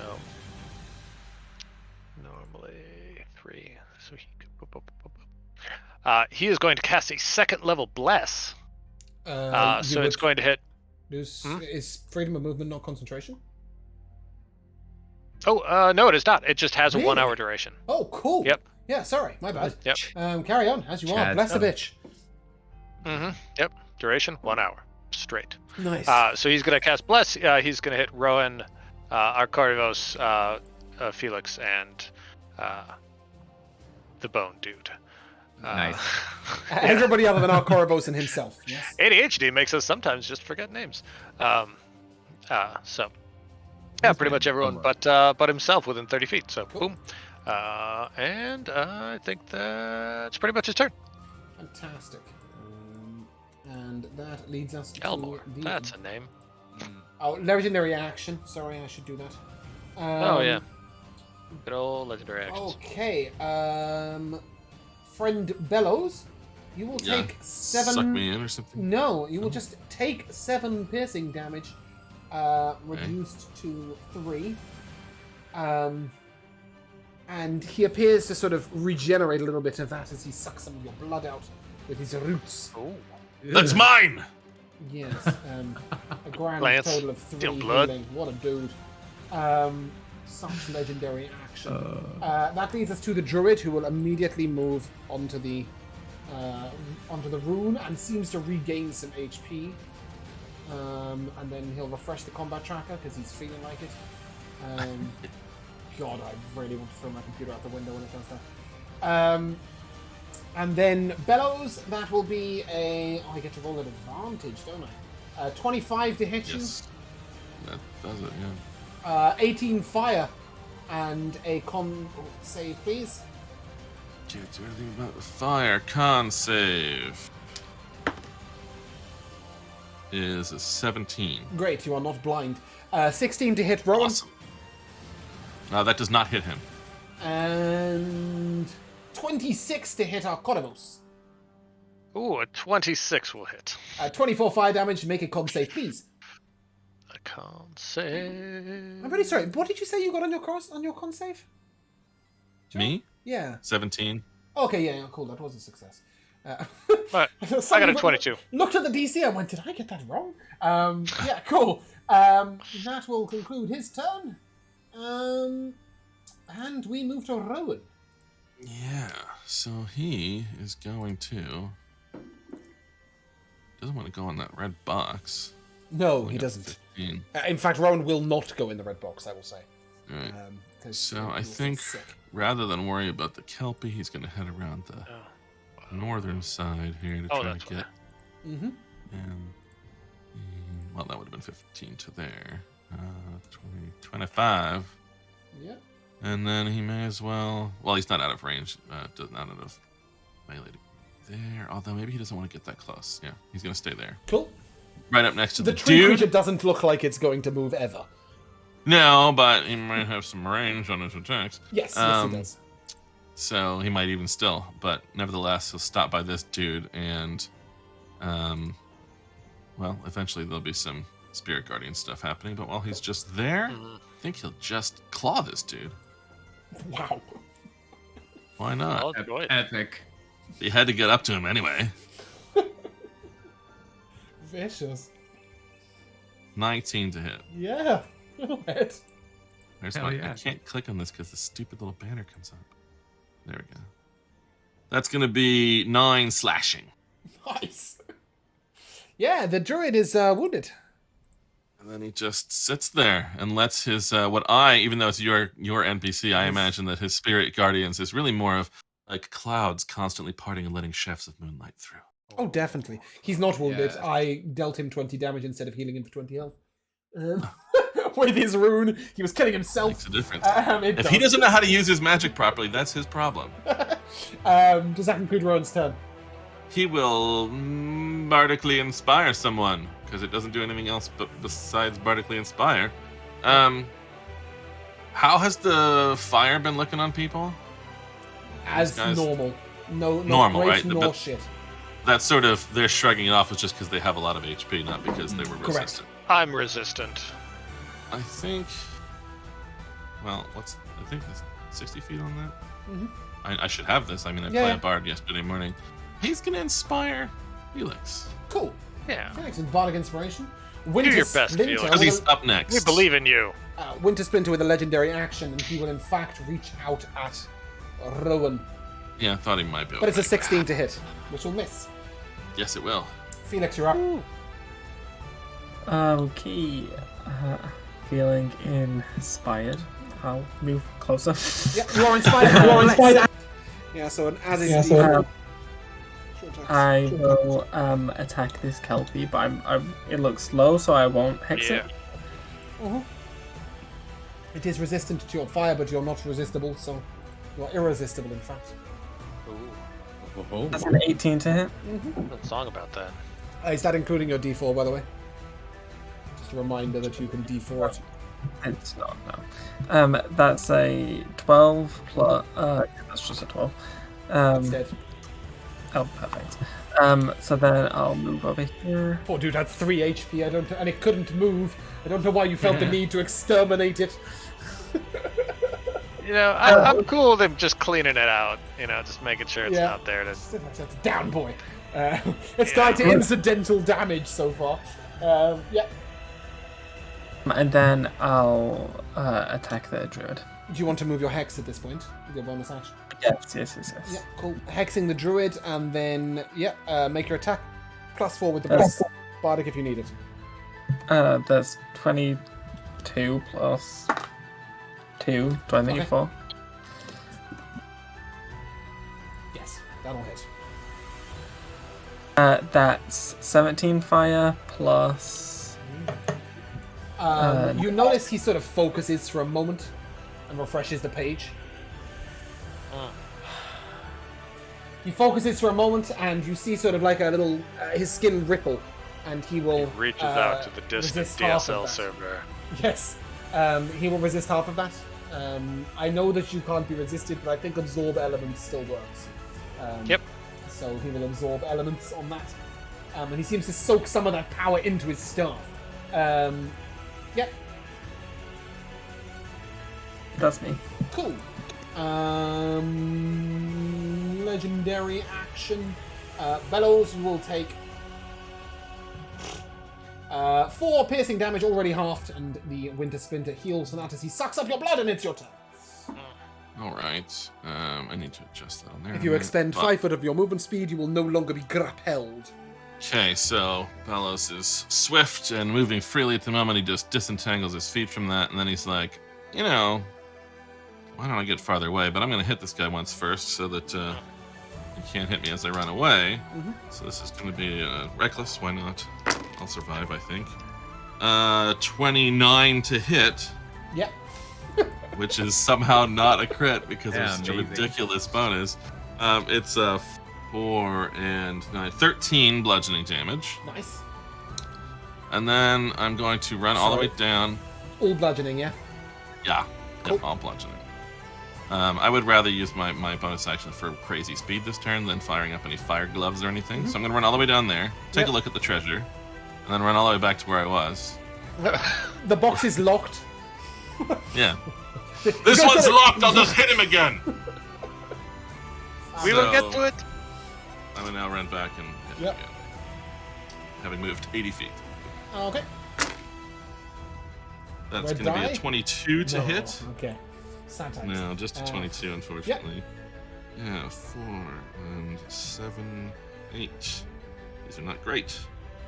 10 and 6 is 16, plus 9 is 25 bludgeoning damage. Ooh, big hit. Ooh. As soon as you do that, and he sort of falls. No, wrong person. Sorry, carry on. As you are. Yep. You're hitting the Winter Splinter. I'll shut up. I'm just actually Okay. through your turn, Bellows. Yep, that's all I can do. I'll try to keep him pinned in the corner here. Cool. Arcanivos, you're up. I keep thinking this guy's got to half HP and he just hasn't. I kind of want to. Let's see. Actually, I want to get this rolling as quick as possible. So bonus action, I'm going to cast Spiritual Weapon Okay. at 4th level. Mm-hmm. And You have one of those somewhere, right? there it is. Yep. Yep. Cool. Great. Yep. Boom. Fab. A little yeah. sea slug. Smack away. So it's going to try to whack the druid. Mhm. AC of whatever that is, 18. 18 will hit. All right. You notice he has bark-like skin, but that doesn't seem to be bothering him. All right. 11 force damage Nice. from my menacing sea slug. And then I think I'm gonna help out Rowan here, get in this guy's space, and just for funsies, I'm gonna shocking grasp him. Okay. Gonna lash out with my face tentacles. Ooh, AC 26. Yep. 10 lightning damage, and he Nice. can't take a reaction. Okay, he hasn't got me, but why not? Ah, he does actually. He has absorb elements, but he's already used it. Yeah. Yeah. Cool. Gone now. Is that you? Yeah, that's me. Okay. Winter Splinter's going for the stomping, and I'm afraid once. Oh no, not quite. Oh, At he's the beginning of also Winter in Splinter's this- turn, he should take a saving yeah, throw. wisdom saving throw. That is correct. Go God, ahead I and give me love damage. He Spirit gets an 8. So that is a Nice. fail, so he'll take full damage. Will Winter Splinter. Pretty good. 21 radiant. Nice. Nice. Nice. That's good stuff. Yeah, and then he's going to attempt to grasping roots. Rowan, the first is a 13. No, The that doesn't second hit. is No. a 16. Both will miss. And Yeah, then he's good, going so to branch at Bellows, which is an advantage, correct? Yeah. Okay, so that is a crit for 16 bludgeoning damage, half to 8. Okay. And then he'll try and bash you around the head again. 27 to hit. Yep. 6 bludgeoning damage already halved. And then he'll try and bite you. 20 to hit. Yep, that's what I can do. 6 piercing damage, already halved. Okay, Okay. let Lynn away. El, you're up. Okay. I think seeing that this druid is now being engaged by his friends, instead of trying to reload the boomcaster, El's gonna sort of pull out his pistol, like sort of flourish, a nice little spin. He'll take a shot at the druid. Hopefully druid? not paying Yep. attention. Yeah. Cool. 22. Down will hit. Cool. That'll be a total of 25 damage. At that moment, he finally gets below half HP, and the rune begins to pulse green, and acid fires out from it. I need a dex save from every one of you, please. Acid. No one likes that. No one likes acid. You are right. Hippies. On a 17 21? on a 17 or above, you will take 4 acid damage. Below a 17, you will take 9. I imagine I have advantage on this. Yes, you can definitely see it coming. Big acid glob at face. Good, 19. So just a reminder, 17 or above, you take 4 acid damage. Below a 17, you take 9, and that applies to absolutely everybody.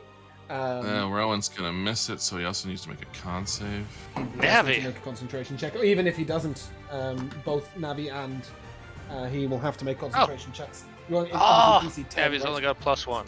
Yeah, but it's still... Oh, yeah. Sorry, how much was the fail acid? 9. So it's still just a DC 10 concentration check for either of the... Yep. Oof, both you of made the it. NPCs. Oh. Oh, Navi, you suck, but you made it. Spirit Guardian's gone after one fucking Ah! use. No! Granted, it would have procced at the beginning of the Druid's turn if he just did. Oh no, he did. This isn't his turn. It's just hitting. Yeah. Never mind. Yeah. Ignore Wow. me. That's depressing. Boy. How about that happen as a cleric too? It's about so time disheartening. the players shone, right? Elmore, as you complete your shot, you still do get to finish your turn. No, that's too bad. That's the correct blow. You're muted. Oh, sorry. I'm just saying. I don't really want to use this yet, so I didn't know you could do I that. will move. Yeah, I'm gonna move. I didn't either. Yeah, cool. You do realize that going down there, El, would get you out of the range of this acid sputtering. Okay.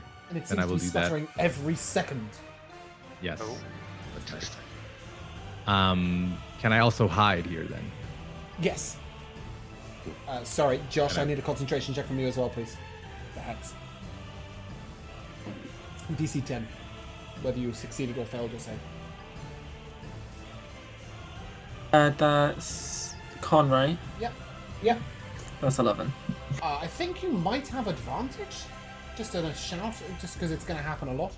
Do you have... Did you go Warcaster, or was that Arcodivos? Somebody went Warcaster. Do what now? Somebody went Warcaster. Oh, I have Warcast. I didn't. I didn't. Right, okay, cool. Right. So it's Arcodivos who has advantage on concentration, Yeah. who ironically isn't concentrating right now. Correct. Currently. Okay, straight El, got does that 0 conclude your turn? That will conclude my turn, yeah? Okay, from now on it's going to be the start of everyone's turn. Nice and easy dex save I'm not every gonna make turn. it back to my turn, so Ooh, you might not, you know. probably not. I'm Why not even is sure this I roll marked taking that so long? damage for the fail last time. Well, you might make it your turn because people do heal, right? So again, it's DC 17 Like every Abby. time dex save. It's 13 on a fail and 6 on a success. Yeah, I could. And it's Navi's turn. Bellows is doing that dying thing again. Yeah. Perfect. Yeah. I'm going to use Absorb Elements Sorry. because it lasts until the beginning of my next turn. Yeah. So Yeah. Oh, I forgot. It'll- I can it'll fucking apply do to that every too. one of these for the next little while, Do you want to do that, Joe? which is good for You me. want a Does it reaction? work on anything, right? Not every Yeah. damage type, but acid is one of them. Yeah. Well, it's my gift to the chromatic dragon, so yeah, I'll use that. And what that was how many? The initial damage was 13 if you failed to save DC 17. 13. so I did Sorry, back Miago, 6. you'll need a Navi concentration check again. Yep. Come on. Navy. Obviously, he can Good. add his bless to his concentration if he is blessed, but he's not, right? He may. Oh, He's but not. He obviously, did put it on Joe- everyone but himself, and then he rolled a 1. Yeah, Joe and Josh, make sure you are adding your D4 to your saving throws for that dex as well, yeah? I'm not. I was too far away to be blessed. Are you? Yeah, he was. It was Oh, just everybody sorry. at 30 feet. It was of me. everyone- Yeah, it was Yeah, everyone yeah, but yeah. Bellows because he was so far away. Right. Sorry, my bad. Cool. Navi's turn. All right. Oh, fuck it. There's no bless now. Yep. Bless is gone. Shit, now he's probably just going to heal himself. Well, a couple people got Bardic at some point. I don't know if That's it's hurt. good or not. So he's going to Felix drop once. 2nd level Cure Wounds on himself. Okay. Oh, that was a good roll. Nice. There we go. So he's up to a better place, and he is going to start 10, 15, 20, 25. He's going to move up there, and he's got no bonus actions that aren't spells, so that's Navi's turn. Okay, same shit again. Dex saves 4 on a 4 on a fail, 2 on a success. If you succeed and you're resistant, it's 1. Nice. Yeah. Oh, look at that. And then the druid will regain some hoops, standing on his rune. And he will attempt to bash Rowan for a 14 to hit Arconibos, for a 19 to hit. Oh, that'll hit. Okay, you will take 5 bludgeoning damage, All right. 23 poison damage, Holy Christ. and 6 fire damage from absorb elements. All right. Yep, and then I he can have will. that. Yep, and then he will attempt to hit Rowan again. 14 will miss. Cool. Acidy Spitty. Jesus. Yep, 6 on a fail, 3 on a success. And Rowan's up. 17, huh? Yeah. Hold on, I gotta roll Texas. Yeah, sorry. I know that it's a There's lot of dex Rowan's- saves. Rowan succeeds, so it's how much? If Rowan succeeded, he takes 3 acid damage. Oh, I'll he's be right not gonna back. mark it over here because I'm not even close to marking him on. Yeah, wherever. I don't think Rowan's in danger of dying anytime soon. Oh yeah, he is. Is he? He's at like 26, and I think I missed one. Ah, well. What was the acid damage from this? 6 turn? on a Alright. fail, 17. 3 on a success. Yep. Yeah, Navi's going to fail everything all the time because he has Yeah, he's garbage pretty saves.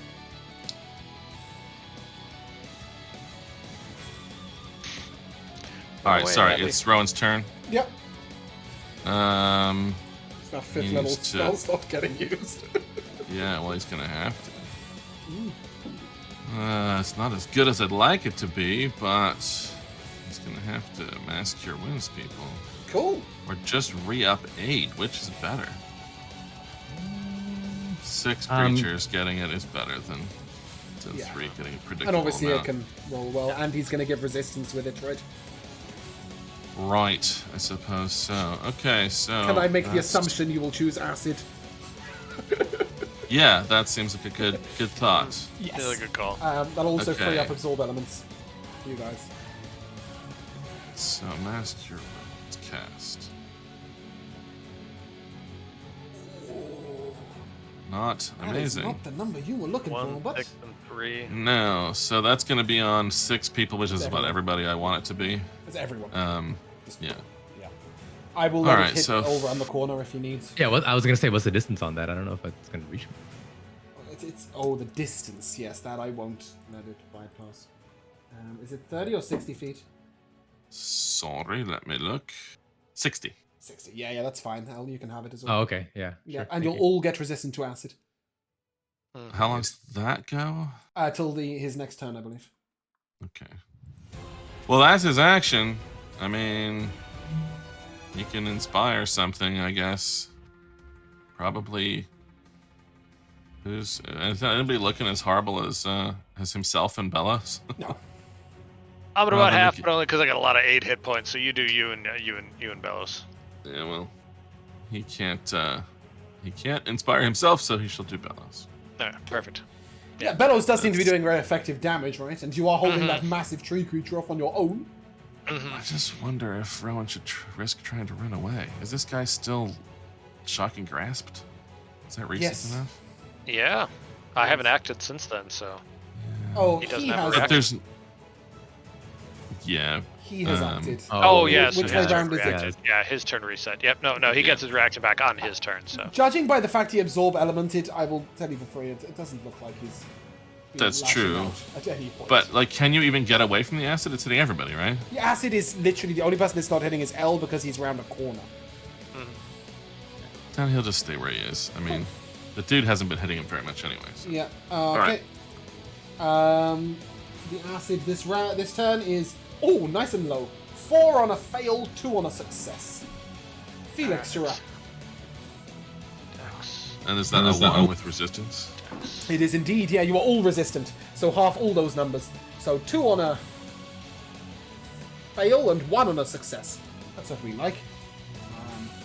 Yeah, Felix, go ahead and beat some people up. Yeah, I'll just continue attacking the Druid. Yeah.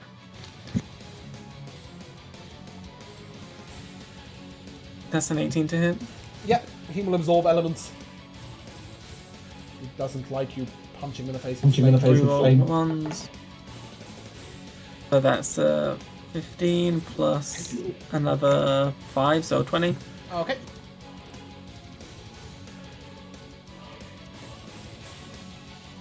That's a 24 to him. That'll hit. That's another 12 plus 3, so 15 altogether. Yep, cool. Is that end your turn? Yeah. Okay. 9 on the acid, so that's 4 on a fail and 2 on a success, because you're resistant.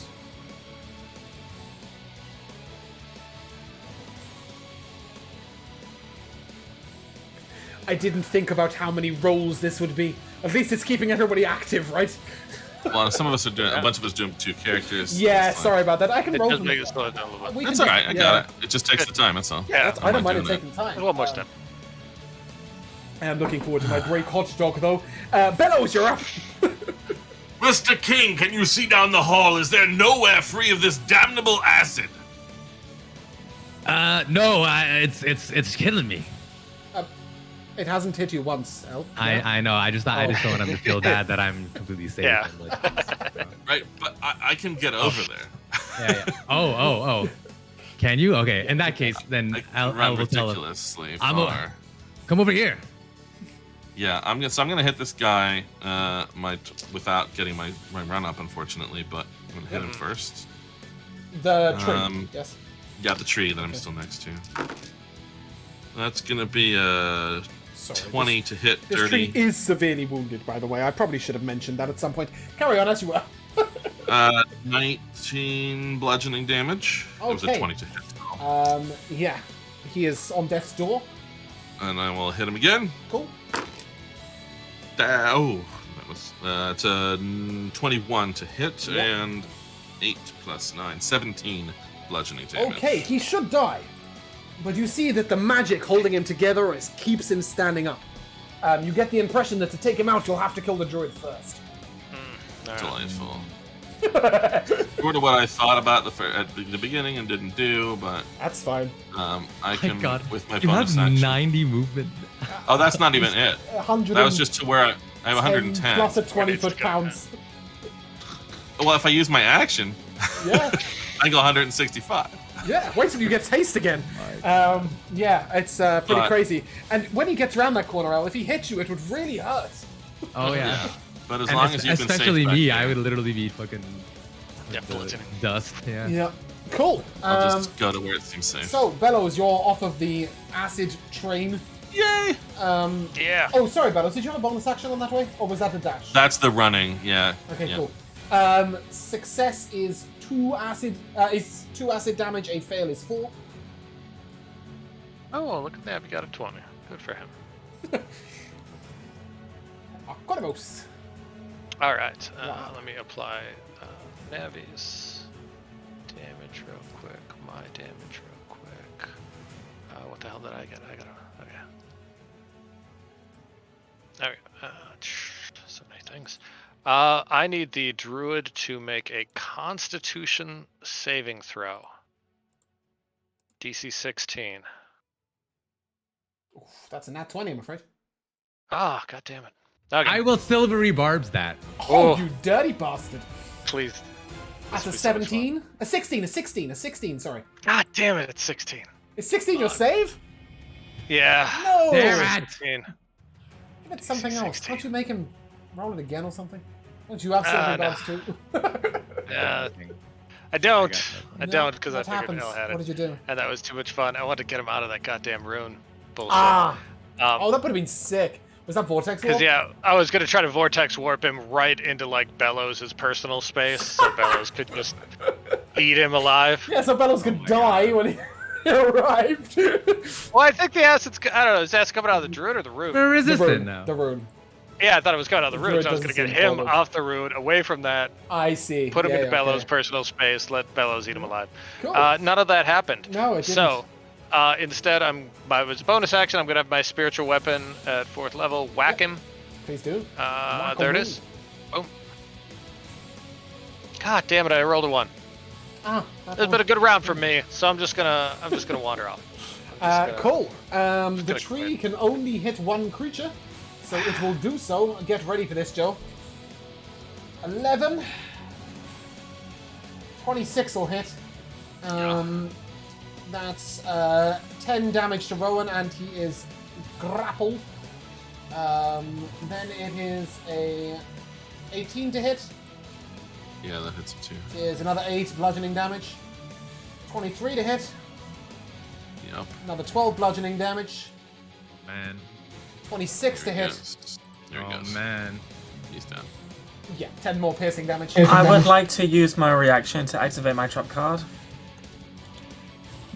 I would like to activate the Judgment card that represents Rebirth and Absolution. He will restore half his hit points and deal 2d6 fire damage in a 5-foot radius around him. Wow. Very nice. I've got to know you will take the damage. Yep, Rowan that's is fine. healed to half hit points. Do I get a Including shield? his aided max. Yes. So I like to think that as his body begins to droop and fall down, he gets picked back up by a wreath of fire as he stands back. It's very cool, and I wish it had have happened to somebody that wasn't the NPC. Oh, I've been waiting for Bellows to drop all day.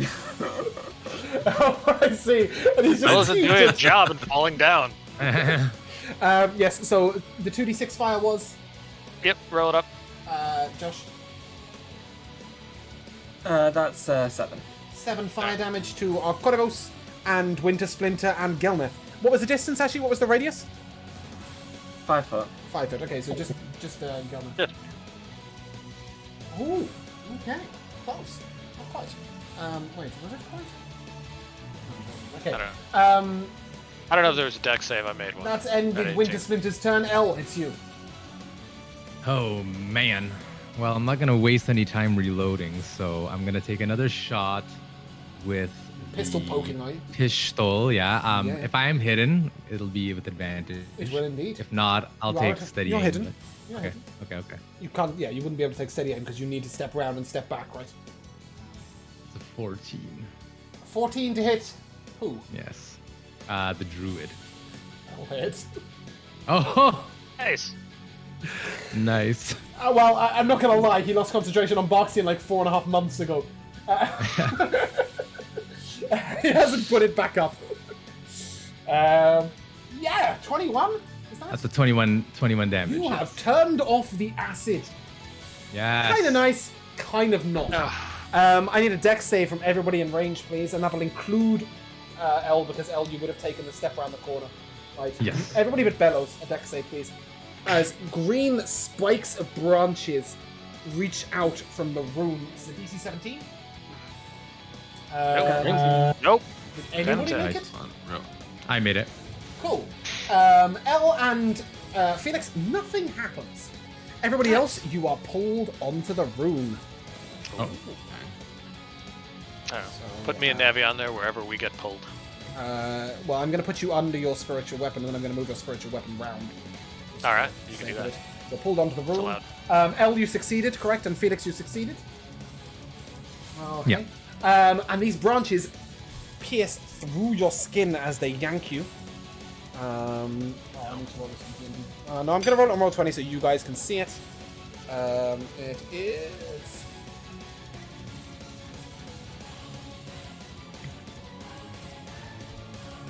...24 piercing damage. And you are restrained. Oh, it's not good. As the branches have shot out through you and then yanked you in. Pretty nasty, but hey. El, I'm sorry this is the third time your turn has been interrupted mid-go. You still have the rest of your turn. Please finish up. You are muted again. Damn. It's I was letting you. Yeah. So after taking the shot, I'll turn back over to Bellows and I'll sort of say, "Now, Bellows, I've cleared the path. I think we need to take out the druid." And I'll give him a bit of inspiration. Cool. Navi. All right. Let me do everyone's damage here. Oh, that didn't do the correct thing at all. If he Doesn't wishes, matter. he may make Okay, an there it is. athletics check to escape the grapple. As his action. As his action, no, he's not. He is not an athletic jellyfish. No. So, not one of those buff mana wars. He's one of honestly, he's probably just gotta drop Cure Wounds on himself. Because he's not doing good. Yeah, so he's gonna drop 3rd level Cure Wounds on himself. Mm-hmm. Kasploosh. Heal 18 hit points. Nice. And then he's gonna just try to leave. Can't, he's restrained. Because, oh yeah, he is. Yeah, so that's Been done? Does he have any bonus actions? 2-weapon fighting, harness divine power. You know, he's gonna harness divine power to turn a channel divinity into a spell slot, and that's his turn. So he should. Mm-hmm. The druid is going to attempt to... no, it's not. Sorry. Quick legendary action for Wound to Splinter. Rowan will take a branch to the face. But a 15 will miss, so nothing will happen. Yes, it will. So now we go to our druid, who will refresh the combat tracker because he's a dickman. And he's just going to attempt to bonk Arcorvus on the head. Alright, do it. Bring it out. With advantage because you're restrained, correct? Yep. Okay, 24 to hit. Yeah, that'll do. Then is 5 bludgeoning and 20 poison. Alright, I'm down. Okay, then he'll bonk Navi on the head. 18 to hit. Oh, that'll hit. 5 bludgeoning. Alright. And 18 poison. He's down. And then he'll bonk Rowan on the head. For an 18 to hit. It's 5 bludgeoning. And a pathetic roll of 15 poison damage. It's Rowan's turn. Is he alive? he's on 2. Great. He has 2 unconscious, skewered friends next to him as well. Yeah. I don't know what you want to do about it. No, I'm not sure either. Did I get a massive healing word as well? Was I nice? No, I wasn't. I wasn't. Yeah, the only one he's got that can do 2 people at once is gone. Yeah. In fact, almost everything he has is gone. Mm-hmm. At least As it high should be. level. Yeah, so it's gonna be... I mean, it's not like he knows any of these people, but he can tell who the real people of the party are. He should Some be. of the useful He should ones be are. being nice to party members. But he's not next to any of them, so he can't, And he he's can't do a restrained. good Yeah, one. no, correct. Oh yeah, restrained. So the best he can do is it's not worth. Are you wasting looking that to slot. healing It's word? I have no choice. You may 'cause- if you wish, as an action, attempt to break free from the grapple with an athletics check, but that still wouldn't allow you to then cure wounds. So, Right. Yeah. Yeah, Right. yeah. But I just thought I should make sure. Yeah, that makes sense. But he might be better. He might be rather, even at disadvantage, he might rather just attack the guy and healing word, since that's all he can do. Oh, but I'm just going to do it at second level to our Koravos. At least prevent death with a fat 8 HP. Yeah. And what's he attacking with? Claws, Celestial Burst? I think so. The Celestial Burst is a ranged thing, so it would be like, well, there's no double disadvantage, No, I there guess. is not. It's hard to say. See, his claws are 2d6 plus 2, or 2d8 for the. It's great. It's like, but it's much higher to hit. That's probably a good idea. Yeah. All right. So Celestial Burst, it is going to be at disadvantage, and here it comes. Probably just going to 15. A 15 will hit the druid. No. Awesome. That's gonna be 7 radiant. He is severely wounded. Does that conclude Rowan's turn? I believe that is all that he can do. Felix, you're up. Felix, save the day. Save the day. Do it. Can I bonus action a spell and then cast a cantrip? Yes. You can, Okay, then I'll use bonus action and cast a cantrip if you want. I'll spend 2 sorcery points to bonus action a chromatic orb at the druid. Just you can do that, but you could also bonus action to cast Eldritch Blast at the druid, and it would get 4 uses instead of 2, right? Okay. Just to make sure. Bonus action. Yeah. That, and then his action is Eldritch Blast as well, yes. Yeah, I'm just saying you can do either, Yeah. right? Okay, cool. Go ahead, roll to hit. 21. 21 will hit. Can I assume that your chromatic orb does fire damage? Ooh, with a thunk it. That's 22 fire. Please go ahead. His grizzly Hey, who device. needs Eldritch Blast? You. He's not the last creature, but please go ahead and describe his grizzly device. Do I need to kill the the plant thing as well? Describe the death of the druid and you'll find We're out. doing it all at the same time. Oh. Give it a go. See what happens. Okay. They look at each other and a tear rolls down both their eyes as they embrace. No, and in then fact, burst do into you know flame. what? I can't let you kill the thing first. I have to Die tell you what together. happens. Oh. Yeah. So you can He tell me how he explodes and dies. kills our corpses. Kind of, but not quite. As the druid dies, the tree is reborn into the rune, and the rune goes from this sickly, nasty green color to this pale green, lifelike light. Kill it. Kill it. It's not going to hurt you. It's going to help you. Sounds as- Disney Prince to me. Kill it. Yeah, everybody in range is healed. And heal 4, I could roll specifically. 3d8. So that's 30 feet, 3d8. I think that's all of you, right? All of you round it. 11 hit points. But more importantly, its branches begin dropping off one by one. Each one sort of 6 foot in length of white wood. And it slowly withers down and dies. It burns into the ground. Tree gone. How did the druid die, Josh? That's lame. I wanted to kill the tree.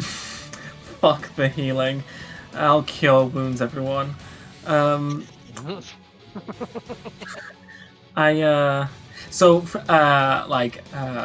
Felix slams both his hands onto the ground, and then from the ground a pillar of fire just raises into the druid, and then he's like, no, and his skin turns to ash and blows in the wind. And as he blows in the wind, he says, I'm sorry. Nice. Ah, the flaming enema that leads to an apology. Classic. Yeah. Poetic. As we conclude that fight, I will just give out the XP. You can all come around the corner and live and whatever. Bellis comes around the corner at 1,000 miles an hour. Where are they? 2,250 XP. That's 2,250 XP. Delightful. And we'll take a break before we talk about loot and other things, because if I don't go for a wee soon, I'm going to go for a wee. We are live. Hello, welcome back to the second half of episode 16 of Treasure Rats. So we decked the boss, but I didn't get any fucking loot. But you did, because it rained sticks, if you remember. Woo! I love it when it rains sticks. And you will find a total of 8 Golfias staffs. I'm not quite sure how to pronounce that bastard. Golfias, I think.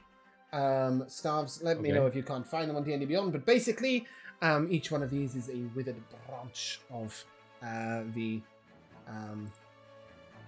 tree, and then the druid himself is wearing some loot because he's nice like that. He is wearing a hide of the feral guardian and a nature's mantle. You also recognize he has a staff. And I've decided that you somehow just automatically ID'd all these items, because I forgot. It's a hide of the feral guardian, a nature's mantle, a ring of animal influence, and a staff of the woodland.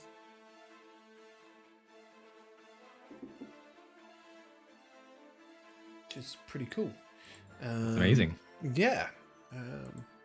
And you will notice that at the left-hand side, there is a tomb that is splintered from the inside outwards. No prizes for guessing who came out. Tomb to deck you in the face with douchebaggery. One of them kelpies. One of the kelpies was buried.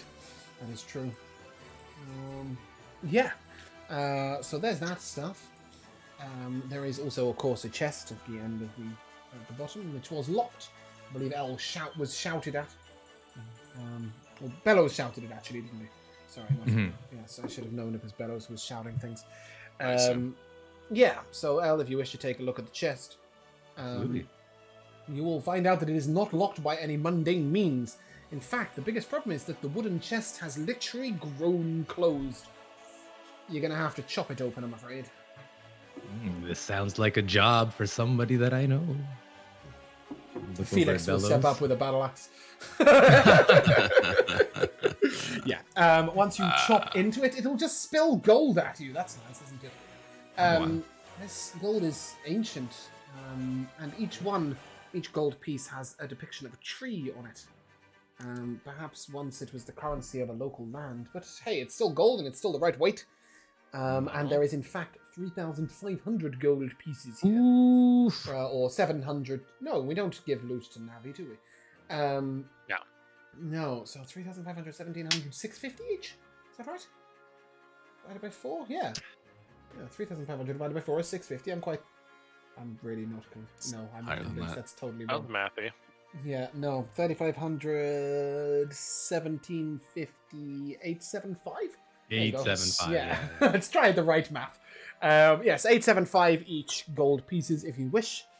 And you will see another one of these moonlight altars in front of you. By the way, the rune has fucked off.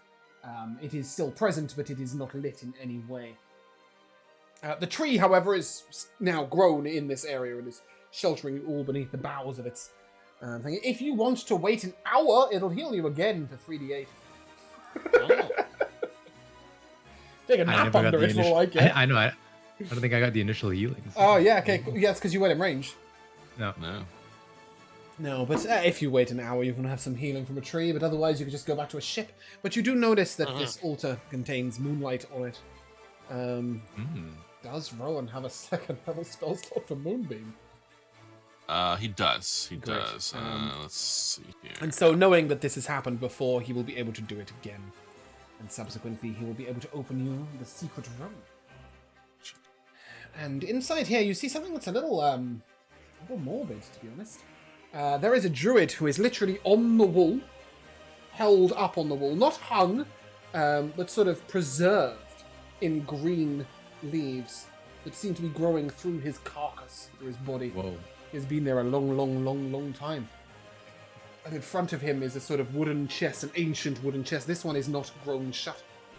You can open it. Inside which is a wooden pipe, a wooden staff, and a very delicate robe with sunlight and green leaves all over it. I think those will require some identification wish to Alright. take a strange look at them through the left hand, through your left eye, Arcoribos, and give me an Arcana check.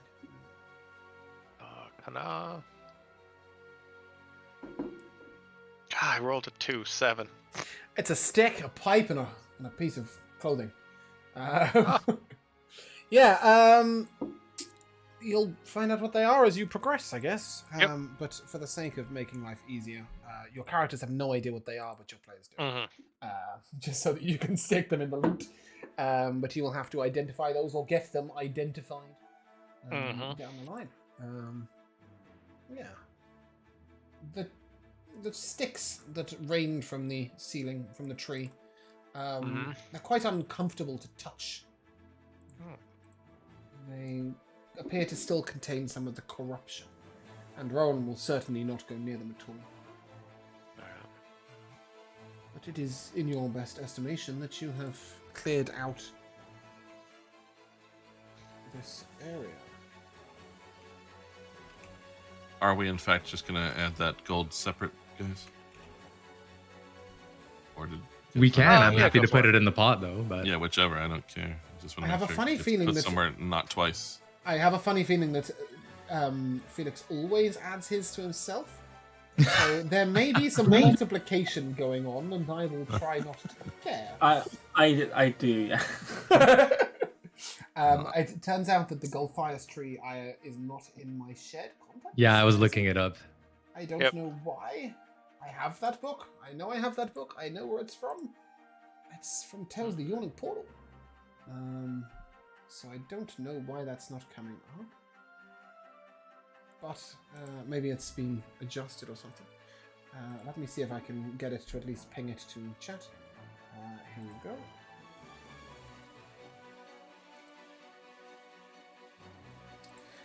It's not. It's actually coming from Strahd. Yeah. I thought I had Strahd. Anyway, it's kind of nasty, really. It's a magic quarterstaff that sucks out life and blights and shit. And yeah, it's kind of nasty piece of work. It doesn't look very nice either. Oh, sorry. You wanted the stats, not the fucking picture of the stick. There's the stats. Nice. I got confused between display item in VTT and send item to VTT. Oh, yeah. Well, that was a picture of a stick, but the essence is the same. And for completing the dungeon, you may of course take a feat, although you can do that in your own time between sessions if you wish. And you may also take a grand total of 500 XP each. I have a funny feeling that I balanced this for a level 6 party. I have a horrible feeling that you would have been crushed morbidly to death. Possibly. Yeah, I don't simulate the fights in this campaign, and I guess I got it a bit wrong there. So I'm glad you weren't level 6. God knows what happens when we get to the level 9 dungeon. Regardless, unless you have anything else you would like to do in this lovely tomb of a druid, this nasty, damp, overgrown nature place, you may leave if you Not wish. that I can think of. Let's Yeah. get back to civilization. This is an unpleasant place. I'm Yeah, I just was going gonna say, like, I'm always kind of looking for an excuse to talk myself into multi-classing Druid with Bellows, but it's like, this place has been so horrible, he would never have gone like, that was nice, I'm gonna go in that direction. Oh, sorry, I didn't realize I was meant to be Dual creating wield nice, those goofy staves. nice No. dungeons. Yes, with Dryad sitting on mushrooms. That's what Elle was hoping for. Mhm. What I turn thought up of when at I the heard of the dungeon. druids too. Everybody greets you warmly and feeds you warm cups of tea. And hands you pipes of indiscriminate take mead. 8 XP each and leave. Mhm. That's sort of how that one works. Anyway, as you return to the ship, Cleo will note that you look just as battered as you usually do. But you've come out with hordes of treasure as per usual. A little less hoardy treasury than usual. Ain't that actually. the truth? But still some stuff, which is nice. And Rome will sort of look at you and... I want to say that's fun, but it was not fun. Shall we go home? I'm tired. I think that's a fantastic idea. Whereas Navi will sort of very excitedly babble about everything he saw to Treckle the Inkling. basically describing the inside. And you notice the Inkling sort of wincing and looking squeamish. No, I'm good. And Navi just looking animated and exciting. His little eyeballs go around everywhere, and he's like, "We nearly died." And everybody's just kind of like, Thrice. "We did." Cool. And is it fair to say we are booking it to Arrenus? Into the sky. Okay. Yeah. The ship sort of shudders up and charges up into the air. And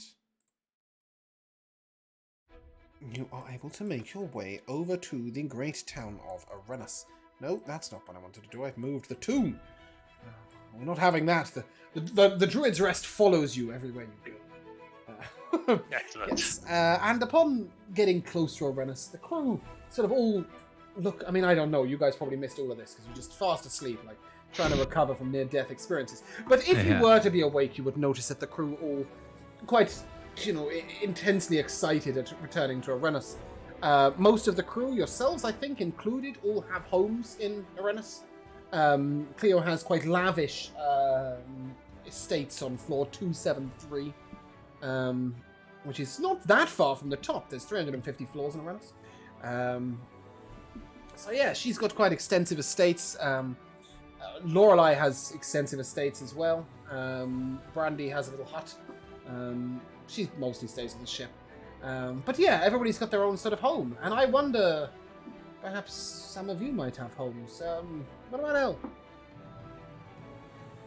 I don't know that that Elle has a home. I mean, like, as a skeleton, he doesn't need to eat. He doesn't really need to sleep. It's a favorite inn he hangs out at. I mean, I would imagine that there's an inn that he hangs at, maybe a room that he rents on the regular, but like not really like a permanent residence or anything. Yeah, cool. There's lots and lots of inns that there we go. I should have known I was going to need to open 400 documents. Let me just do that. Ooh, I'm in the shops, yeah. That'll do. Yeah, so there's quite a few different taverns here. Those with rooms include the Sweet Retreat, which is renowned for its sweet goods, most of which are quite good, to be honest.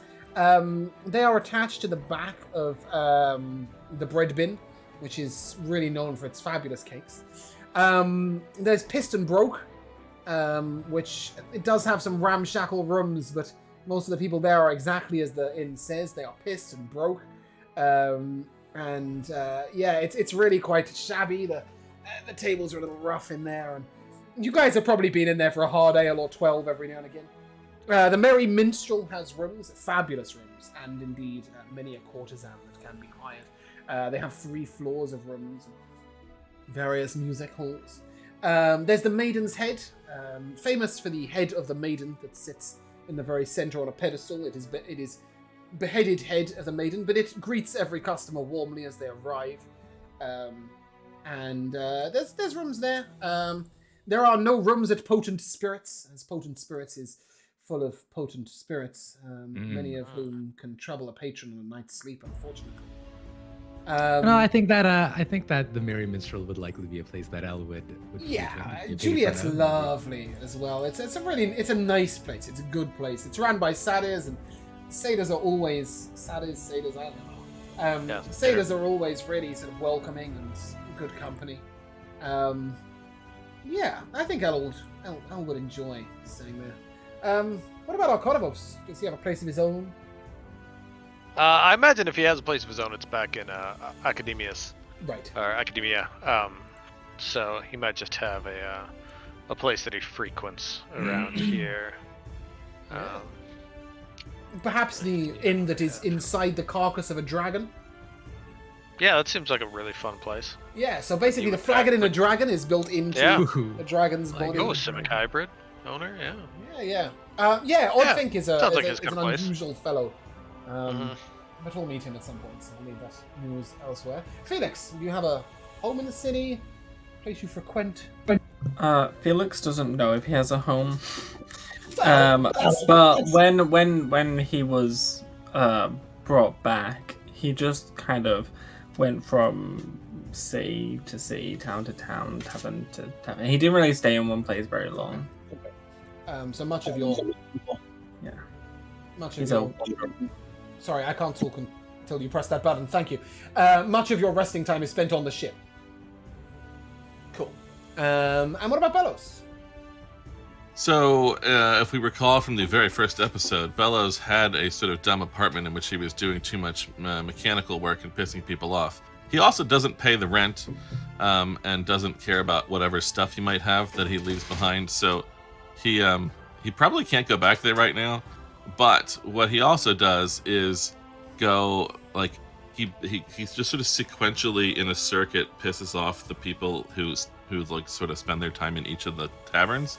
Right, and sort of just goes around and so now we've been away for a long time, so he can sort of start over, and so he'll be happy to sort of just go along to, like, if Elle's gone back to the place he goes to, just sort of like, okay, well, this is where I'll stop this time, and just sort of begin the process of annoying people until he's forced down the street to the next bar. Fantastic.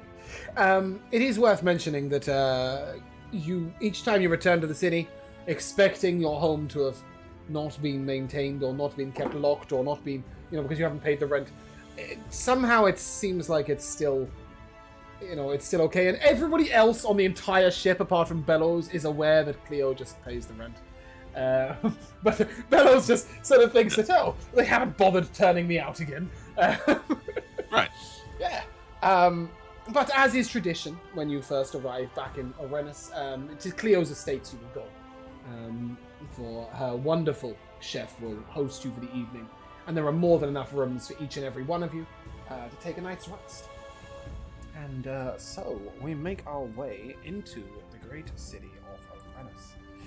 Now, if you recall, Arrenus is a huge city, and it is built from the bottom upwards. It is not particularly wide. In fact, it is built into what was once a grand arena, or coliseum, a fighting arena.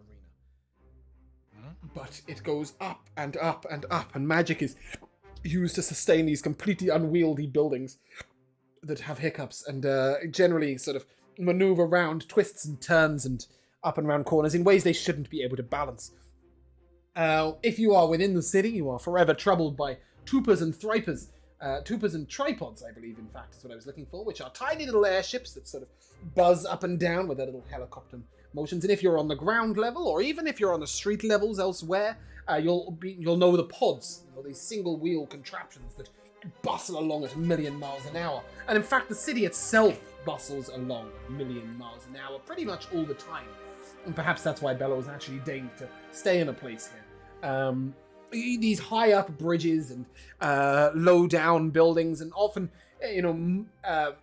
high-speed lifts that take you up and down, or various other people hovering around on hoverboards, and even carpets that fly and other contraptions to get up and down.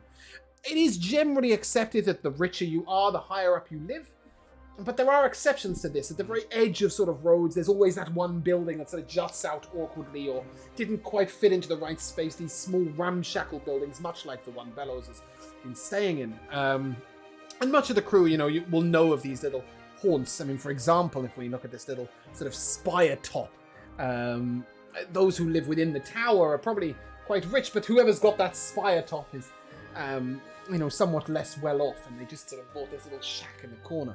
There are hundreds of thousands of people in Arrenus, millions of people in Arrenus, and it's fair to say it's a fairly corrupt town. The governors sort of purchase their positions. Probably you guys would be aware of a couple of governors. If you remember when we very first set out, you were given a job by a governor. And that governor was Governor Calphorus. Governor Calphorus is a silver dragon born. Very well-to-do, always very poshly dressed. But we won't be visiting any governors anytime soon. As the ship comes in to rest, it lands quite safely. Still, Felix's dream of crashing is happening every night, but it hasn't happened yet. And as you sort of arrive in, Cleo sort of greets various people on the way, and come along then. Let's get home. Hoping for a good meal. As I wake up, I'm gonna use my consult the fates. Okay. Kind of not particularly meaning to, but accidentally cast detect thoughts. On, or just whoever's around. just in sort of general self-cast. But you're not Yeah. focusing on anybody in specific. Yeah, what you get from almost everyone around you and the ship is that they are just happy to be home, happy to be where it feels like home, right?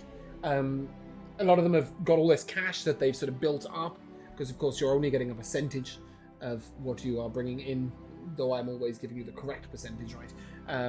But yeah, there's plenty more money coming in from your treasure hoard and stuff, gold and stuff that Cleo is dishing out to all the crewmates, and all, of course, any paid jobs Rowan has paid, for example. A large cut goes to the crew, so they've got this money they've built up since you last left Arrenus that they're hoping to spend. If you notice Yacht thinking, he's thinking of philosophy books. He's looking forward to getting to Tales of the Past. No, Tales of Time, sorry. Which is full of wonderful books. To buy some interesting works. Brandy can't wait to get some more ingredients and perhaps some home decor for her place in Arrenus. And various other people with various other sort of interests and such. Nabrak's, of course, looking forward to getting home to his family in Arrenus, giving them some money and hoping that they've survived well in the meantime. And Lorelei and Cleo are mostly looking forward to a proper meal and a soft feather bed. And so as you all proceed to the glorious estates of Cleo Kirkland, you've got to remember the Kirkland family are very well-to-do and rich. Cleo is now the head of the house, but it was her father until not that long ago, and her grandfather and great-grandfather. In fact, her great-grandfather was a councillor in Arrenus. The family's fallen a little way since then, but the money hasn't, especially as she's commandeering an airship. The treasure rats are not taking too many risks herself. As such, there are 3 wings to the house, and it sits sort of on a tall tower, and it spreads out, and there are grasslands. To have garden in a land like Arrenus is so rare. And she has a house carl and one of these new butler bots. They're quite exciting, B6 butler bots. And it is indeed the butler bot that opens the door to you. Greetings, please come in. Sort of no idea whether this butler bot would just let everyone in that opens the door. You're hoping not. But you're swiftly sat in luxury, absolute luxury in Cleo's home, and she sort of thanks you for your efforts on her behalf and says that some works will be sold, and tells you that there's going to be a guest for dinner. His name is Brutus. And she's sort of making arrangements and, can you do this and can you do that? And, ordering food up and everything. And pretty soon, a pleasant meal will appear on the table. And a 12-foot, 4-foot wide animated armor arrives at the door. Sort of trundles in. And you see him sort of take a huge heaving breath. Oh, good day. Pleasure to make your acquaintance. You must be Cleo's adventurers, is that the case? That's a very nice way to put it. I hear that perhaps you might have something that might interest me, but we'll talk business later. How fare thee? I'm Brutus. Arcoribus. Elmore. Arcoribus, that's quite a name you've got there. Elmore, wonderful. And you, quiet one? It's not talking to Bellows, is he? Felix. Felix? I've heard of you. You're the one that sees the future. Is that true? I see possibilities, yeah. And you're the one that beats things up with a spanner. Am I to understand that correctly? Yeah, it's just like from the corner of the room looking the other direction. I'm Bellows! That you are, son. That you are. Fabulous. Well, such a pleasure to make all your acquaintances. I'm opening a museum. Did you know that? I don't believe so. We've just met you. Indeed. Well, I didn't know if Cleo had told you the reason I've been invited to intrude upon your lovely homecoming meal. I am ever so sorry if I'm sure you have plenty to do and plenty that you wish to talk about, but I just thought my museum is empty, you see. Well, I figured you weren't here for the food, so. Well, I will tell you, I can taste it. And sometimes what Cleo's chef cooks up is quite fabulous, though indeed I do not need any sustenance. I used to belong to the Enclave, you see, and they had fabulous memorials there and various things that they kept. But when I was given my freedom, I decided that it would be nicer to present it in a way that the world could share than tucking it away in a quiet museum. And so I decided that I would open a museum, as I said, primarily a museum of art, though some other things will be kept. And Cleo says you've got a fabulous painting. Is that true? Oh, I forgot about that old thing. That old thing. Of a ship, I believe. Of a ship? An airship? Underwater ship painting. An underwater ship, you say? Is that a thing? That's how I wrote it down. Yeah, we do actually have it somewhere, I believe. Mhm. It We should. is underwater ship. Yeah, that is almost how. It is a ship that has fallen to the bottom of the water. The Mauvalant. That is beautiful. Is that indeed by Mauvalant himself? Ah, marvelous. Well, indeed. Are you partial to it? Is it precious to you? Not at all. After Elmo's called it that old thing. Yeah. Well, he looks to Cleo and 25,000. She sort of gulps. Yes, I think we could come to a deal for that. It's screaming telepathically. That sounds fair. Yep. Elmore's like sort of signing to like jack it up. I wonder, perhaps you might give me, anybody who wishes, a charisma check. If you are proficient in history, you may make a proficient charisma check.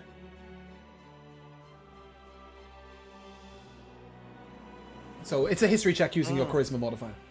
And see what you know of the arts and history. Proficient in history, I have a negative charisma mod. It's a beautiful so- combination. I think it's the other way Yeah. around. So I could add 2 to my history check. Yeah, please. All of you can roll here, just to see if you've heard of... I have a half proficiency in history. Yeah. Yeah, so give me a half proficiency charisma check. Oh, okay. That plus 2. Yeah. Because that was just a die 20. So that would actually be a 15. Yeah. Felix, are you proficient in history? 12. That would Yeah. be very I have a +4 in history. A +4 in history, despite the fact you can't remember before last year. I've been studying. Some He part doesn't know of me knows his more about history. the past He than knows anyone. general history. Yeah, Felix, you have heard of Mauvalant, and he is a very renowned painter. The price Brutus has offered you is drastically low. Yeah, I think I went to school with him in my previous life. 212 years ago, yes. Or longer than that, actually. What's so amazing about Mauvalant is he's a painter from pre-Sunbury. So very what- few I of his pieces figured. exist. So what would be a reasonable price then? 60, 70. Do you wish to sort of nudge? Cleo, yes. And I mean, yeah. And I'll kind of like whisper to her, 60. Cleo sort of listens to you and looks and... I am afraid, good sir, you have been stumped. My fellow here knows about Mauvalant and says that you're rather underpaying. And he sort of smiles. And, well, it was my first piece. I had to try, you know. I don't want to spend too much on creating this museum. I will gladly give you 70 if you might perhaps have anything else of interest in the museum that perhaps has less worth to you but might be of interest to those who pass by. Have you anything of the sort? And Cleo sort of wanders over to a table displaying this sort of old vase, and she sort of pulls it out, and perhaps this, I hear it's an ancient piece. And you could sort of Lorelei's just like head in hands. It's like you're giving away priceless pottery for like have this. But she will give him the pot, and he will pay 70,000. You can split 20 of that between you guys.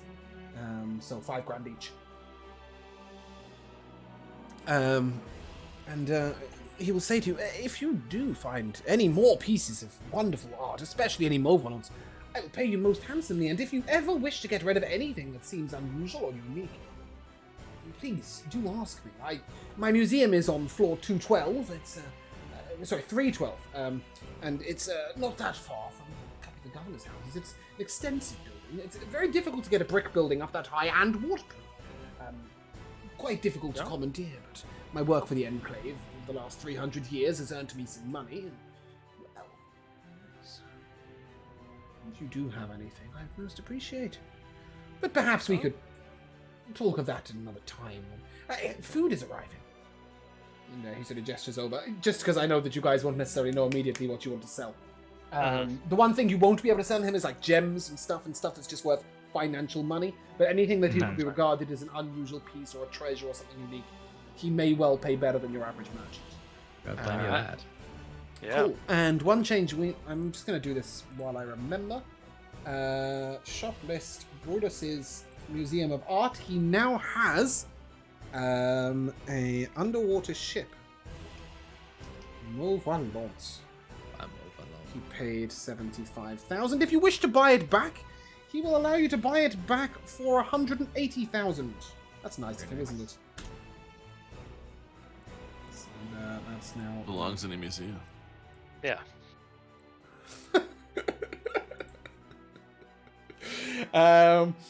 Yeah. Randomly niche reference that I'm really glad I got. I didn't even. I was like, I couldn't decide whether to do it as Bellows, and I can't do it as Harrison Ford. So. Yeah. I don't even know it from Harrison Ford, actually, although I do know it's a Harrison Ford reference. I know it from League of Legends. It's one of the characters makes the he quote even the one that and it's the says reference back. I don't know, but just from I don't know. Yeah, he does say it at some it's point kind of during him. one of the I think it's the third one or the second. I'm sure it's probably all of them. I was gonna In say, fact, ironically, Ezreal says you belong in a museum. maybe not the second one because that one's weird. Yeah. I still love it. Oh, it's still good. You are able to make your sale, and he will sort of look at you. So, have you business in the city? Oh, A little sightseeing, a little shopping. It's always good to be prepared as an adventurer. I wonder, do you work when in port? not particularly, but we could be inspired to do such a thing. Well, I think for yourselves it will be quite an easy job. It's just there's a gentleman who has a piece to sell me who is, well, he's a lower floor dweller. And I can't help but fear that if I was to arrive, admittedly, and he sort of pats his large chest, I might not be physically harmed, but, well. And you see he sort of pauses for a moment. I can take an insight check from L.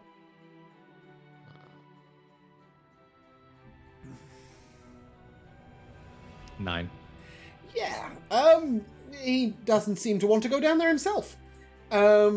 He says that the gentleman I need you to meet is called Zane. He's quite insane. He's an Aefling. But he's a bit of a middleman for black market goods. One of the pieces to my museum is a painting that was outlawed a while back. Oh. Yes. I think Too it is much risque? interest. No. It is a portrait of a governor of past days. He was not best liked. And when the new governor took over, all artwork of...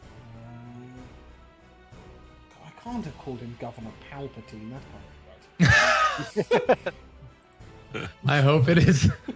No, it's not. It's Palapine. Okay. Palapine, I guess. Palapine. Palapine, I think, is what I'm going to go with. I read it, I was like, Palpatine? No. Governor Palapine, who was sort of 100 years back. It was basically a bit of an arsehole. Most governors are, but he was specifically a bit of an arsehole. So work of him is outlawed. But Zane will kindly give it to you, and he sort of hefts you a bag. If you open it up, it is full of black pearls, and that's what's going to be used to pay for the piece. perhaps you might make the trade and deliver it to me up at the museum. I'll gladly let you keep a couple of the pearls as payment. That doesn't seem too difficult a task. Well, the agreed price is 5 less than the pearls in there. If you can haggle him down, then keep more, by all means. The pearls are worth 5,000 gold each, I think. Maybe. Maybe not. I'd have to double check. Yes, but basically, the better you bargain, the more money you get to keep. Sorry, they are not. They are worth 600 gold each. Wrong gems. But yeah, there's lots of them. So, see what you can do. I must say, it has been quite exciting to meet you all, and quite pleasant. Welcome home, Cleo. I should make way and let you guys get some rest and peace. Wait, I'm not meant to say that, am I? Sort of awkwardly smiles. He's told you to rest in peace. Makes a sort of awkward bow. Al takes no offense. Yeah. Well, no, Al wouldn't. He did rest in peace long before he lived. And he sort of stoops his way out of the door. And Cleo turns around and says, "Oh, quite a fella."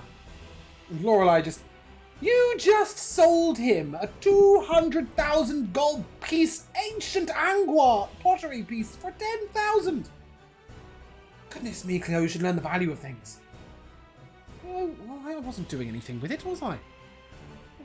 Nevertheless. Well, you must all be tired. Go and enjoy the food. I'm going to hit the sack early. Are you coming, Lorelei? The two of them head off for a definite late night. Leaving you basically to her home. You know where the guest rooms are. You can all take a rest for the evening. Nice. Come following morning, does anybody have a plan?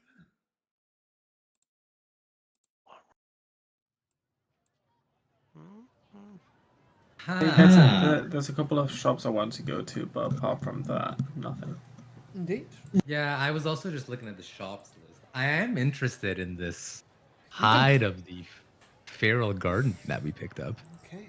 Yeah, so as you take a sort of deeper look at this hide of the feral garden, you're able to sort of work out what it might do.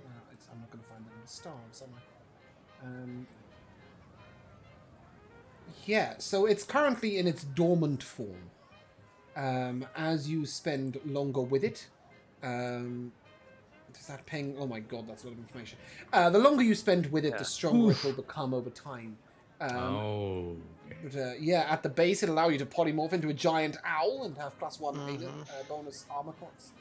And if you are transformed by any effect that replaces any of your in-game statistics, you have a +1 to all melee and damage rolls. Which I think, obviously, Elle could only attain by transforming into a giant owl. But still, you know. I'm really only interested in this +1 to the bonus AC.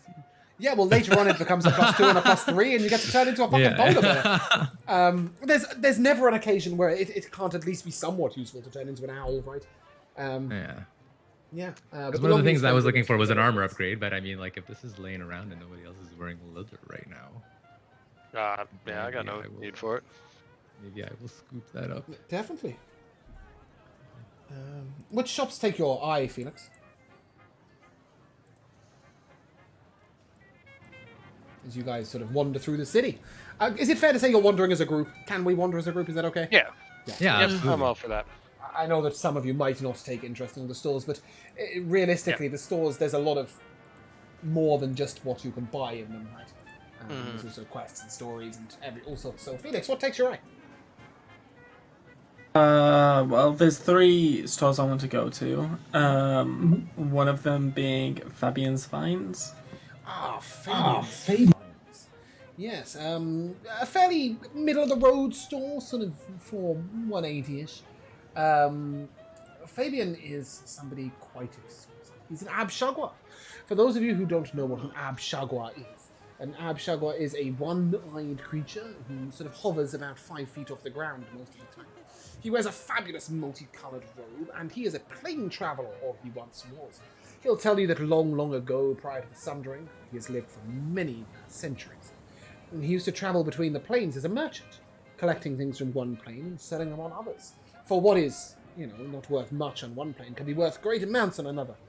When all the planes collapsed and the borders collapsed in Sundering, he was no longer able to ply his trade as a trader between the planes because they were all here and rather dangerous. But he's something of a wizard and a collector. He likes his unusual and rare magical items. And if you pop into Fabian's shop, he'll be most glad to receive you as you come in. I have a quick question. Yeah. Did we not meet like a GIF or something at some point who asked us to look out for his friend who was in Abshagwa? Was that this campaign? Yeah. Well played. Look at you with your quest remembrance. I didn't write that down. You didn't write it down, you just remembered it from like I thought there episode was a 9. gnome we were supposed to find. A Came forest right gnome is looking for any other forest gnome. Yeah, in the other world, forest right? gnome, yeah. That's all for Wait, was he a GIF or something? I know what he was. I have to go back and find this.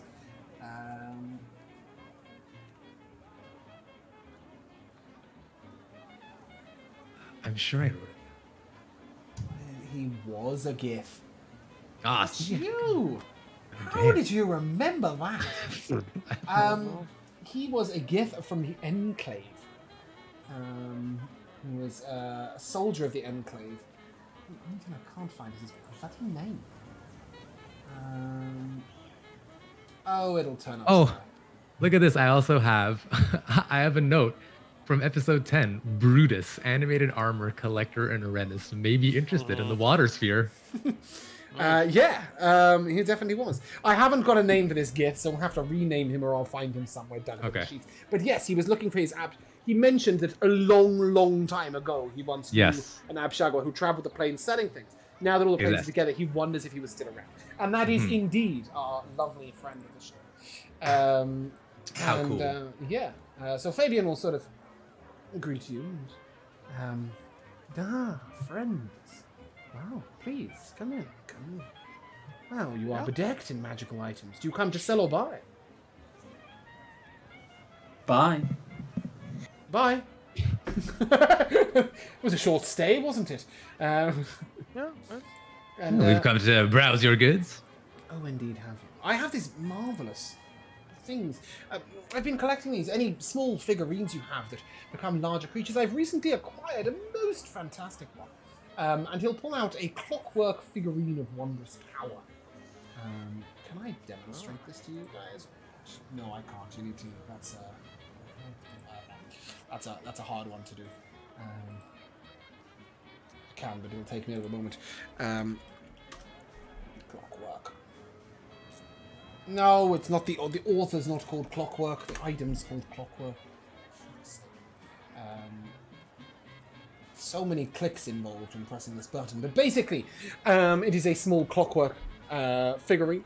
It is a statuette of a beast, small enough to fit into a pocket. If you use your key and you say the gnomish activation phrase, the figurine becomes a living creature. It can become a Tressim, a lion, or a Ginosphinx for 12 hours, 1 hour, and 10 rounds, respectively, and cannot be used in 12 hours. You have to wind it up, and then it's friendly to you and understands your languages.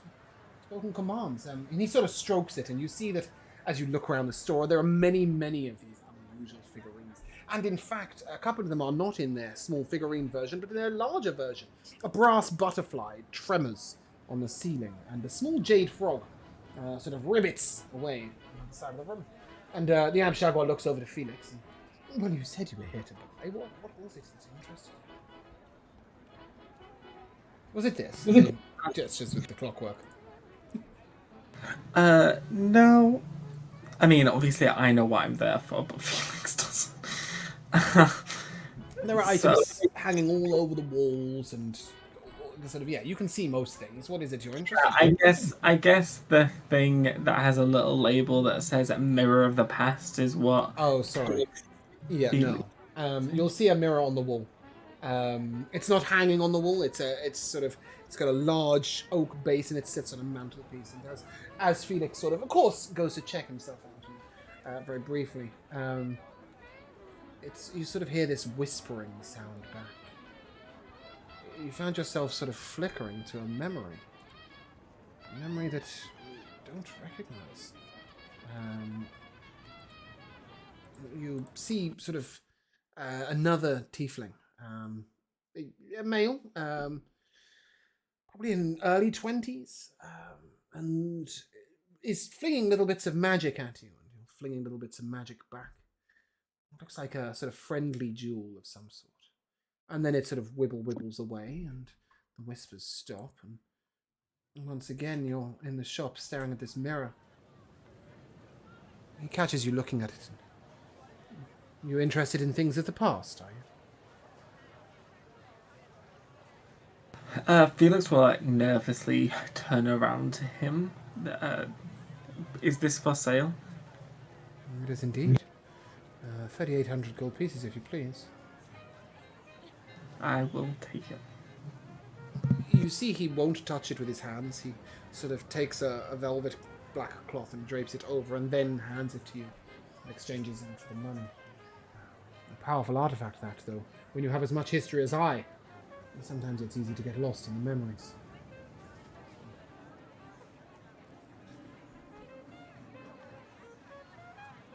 Sorry, I'd forgotten that it was the mirror.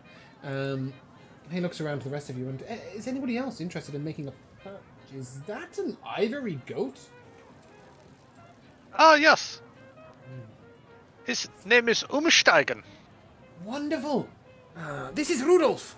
And he holds up his own version. Oh, that is a terrible name. What is Rudolph capable of? Tell me about it. Somebody else named it. Dreadful name. He only responds to Rudolph now. It's most awful. I will crush his mind into submission. Oh, I wouldn't worry. He died a while back. Huge, fat fellow, massive white beard, always dressed in red. Bad man. Yes, regardless. Well, he does many Put things. Fruit in children's shoes in Russia. This is madness. Oh, goodness me. Well, nevertheless. Patron saint of bakers. No, Saint Nicholas. He sort of shrugs at you, and he may well be. I don't know. I just know he sold me this. Outrageously cheap, if I'm being honest. Sold it to me for only 110 gold. I was completely ripping him off. And it was fabulous. Yeah, it's madness. Yes, this one does traversing, traviling, and many other things. All three forms. I think all the goats do all the three forms, don't they? Normally they come in a set of 3. Oh, right. Yeah, okay, cool. So it And comes you in a just set have of all 3. 3. Same normally. logic. So, Same logic. It's yeah. they're like Russian dolls. You can open one up and the next one comes out. It's terrifying. Full of themselves, those goats.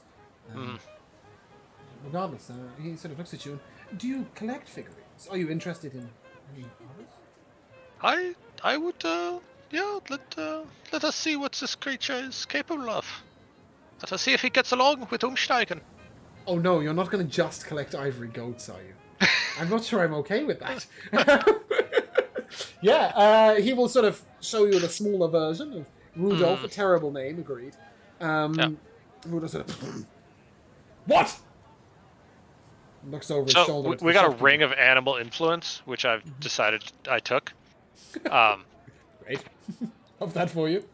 Sick. Because it doesn't require attunement, and because I have that bag of tricks where I can pull out bears and tigers and shit, so that I could cast speak with animals on them. So I'm gonna take it. So I'm gonna waggle my finger with the ring of animal influence and cast animal friendship on it. Okay, the ghost gives you a withering stare and tells you he speaks common. Yeah, but animal friendship just charms him. Well, you're at least pleasant, I guess. Far nicer than this one, and he sort of nods towards him. Old One Eye here doesn't let me out very often. Oh, yes. What is it? But am I for sale? Oh, we fly around, we explore ruins, we occasionally... Do you leave the shop? I plan on leaving in the near future. And... Buy me! Oh, fair enough. I'm eager to gallivant once again in the grass. Well, as a creature of your own, perhaps you can negotiate your own price? This sounds terrible, and sort of pokes the Abshago with his horns and, let me go, for free, 100 gold. The Abshago sort of shrugs at you and, I must... 100 gold seems very fair. 1,700. Oh, that is. He is worth more than he appears to be worth. He sort of attempts to pat the goat on the head, and the goat tries to bite his hand off. Behave yourself. I'm trying to I have a stick that bleeds. And Oh, I'll what pull the out one hell? of these Golthius staffs. Ah! Well, that's Yeah, a solemnly ugly thing, isn't it? terribly so. Yeah. We'll want to sell that to Knowles down the road. Knowles, you say? He does staffs and sticks and wands and such. And Owlin. If he's still there, the goblins have been making eviction complaints. Ah, well, perhaps goblins need horrible bleeding sticks. Perhaps Yeah, they do. this seems the type. Yeah. But Oh. 1,700 gold and you can take Rudolph. I'm gonna I'll do even it. let you rename him. You Oh, really, you really just gonna absolutely, buy he would ivory be goats renamed. everywhere, please. Gonna This buy is great. goats. Cool. Yeah, 1,700 gold. You can have a goat. You can have 3 of them. They're all called Rudolph. Amazing. Yes. Ah, they shall be named. Unterwerfen und The goat looks at you and anything but Rudolph, though I can't pronounce that. we will teach you. And if you do not learn, such terrible things will happen. Oh, good. Come with me. Let's gallivant to some grass.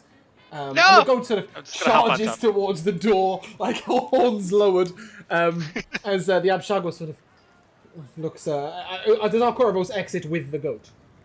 Yeah, he's gonna Yes, hop great. on, just grab onto his like wool and just like cling to Abshagwa him sort like of- an octopus. Lovely. Rubs his hands together and looks over at Bellows and Helm. I would have paid him to take that fucking goat. Now, can I offer you anything?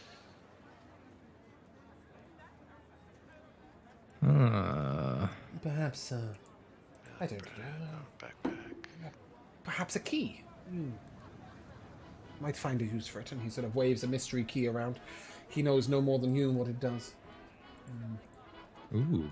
He I'll take notices. the mystery key. He notices the spanner, and he sort of offers you a belt of many, many, many, many, many, many pouches. Desperately, sort of waving it at you, like you want it. Maybe you do. Or perhaps you need somewhere to keep all your treasure. And he'll wave a bag of holding and a portable hole at you. He will try and sell you everything, but if you want a mystery key for 50 gold, it's yours. Yeah, I'll take the mystery key, actually. Cool, great. He has 12 of them, but he'll only give you one. Doesn't want you unlocking too many things at the same time. I have absolutely no idea what a mystery key does, but it looked cool as I was scrolling through items. And I was Yeah. like, fuck it, have it for 50 gold. I'll take it, dude. And so you should. Bellows, anything interest you? Well, I don't know what it looks like that it would attract my attention in the shop, and I probably am not going to spend money on it, but I really want to know what the Devastation Orb is. Yes, the devastation. The water part orb attracts is Bellows. If there's anything even remotely watery about it, he will notice it. Okay, yeah. So this devastation orb is floating in the sky, no, in the shop, somewhere up near the. Fuck, that's the wrong page. That's the one I was looking at. Devastation. Yeah, it's sort of floating and swirling. It's a big orb of water up in the sky. And I keep saying it's floating in the sea.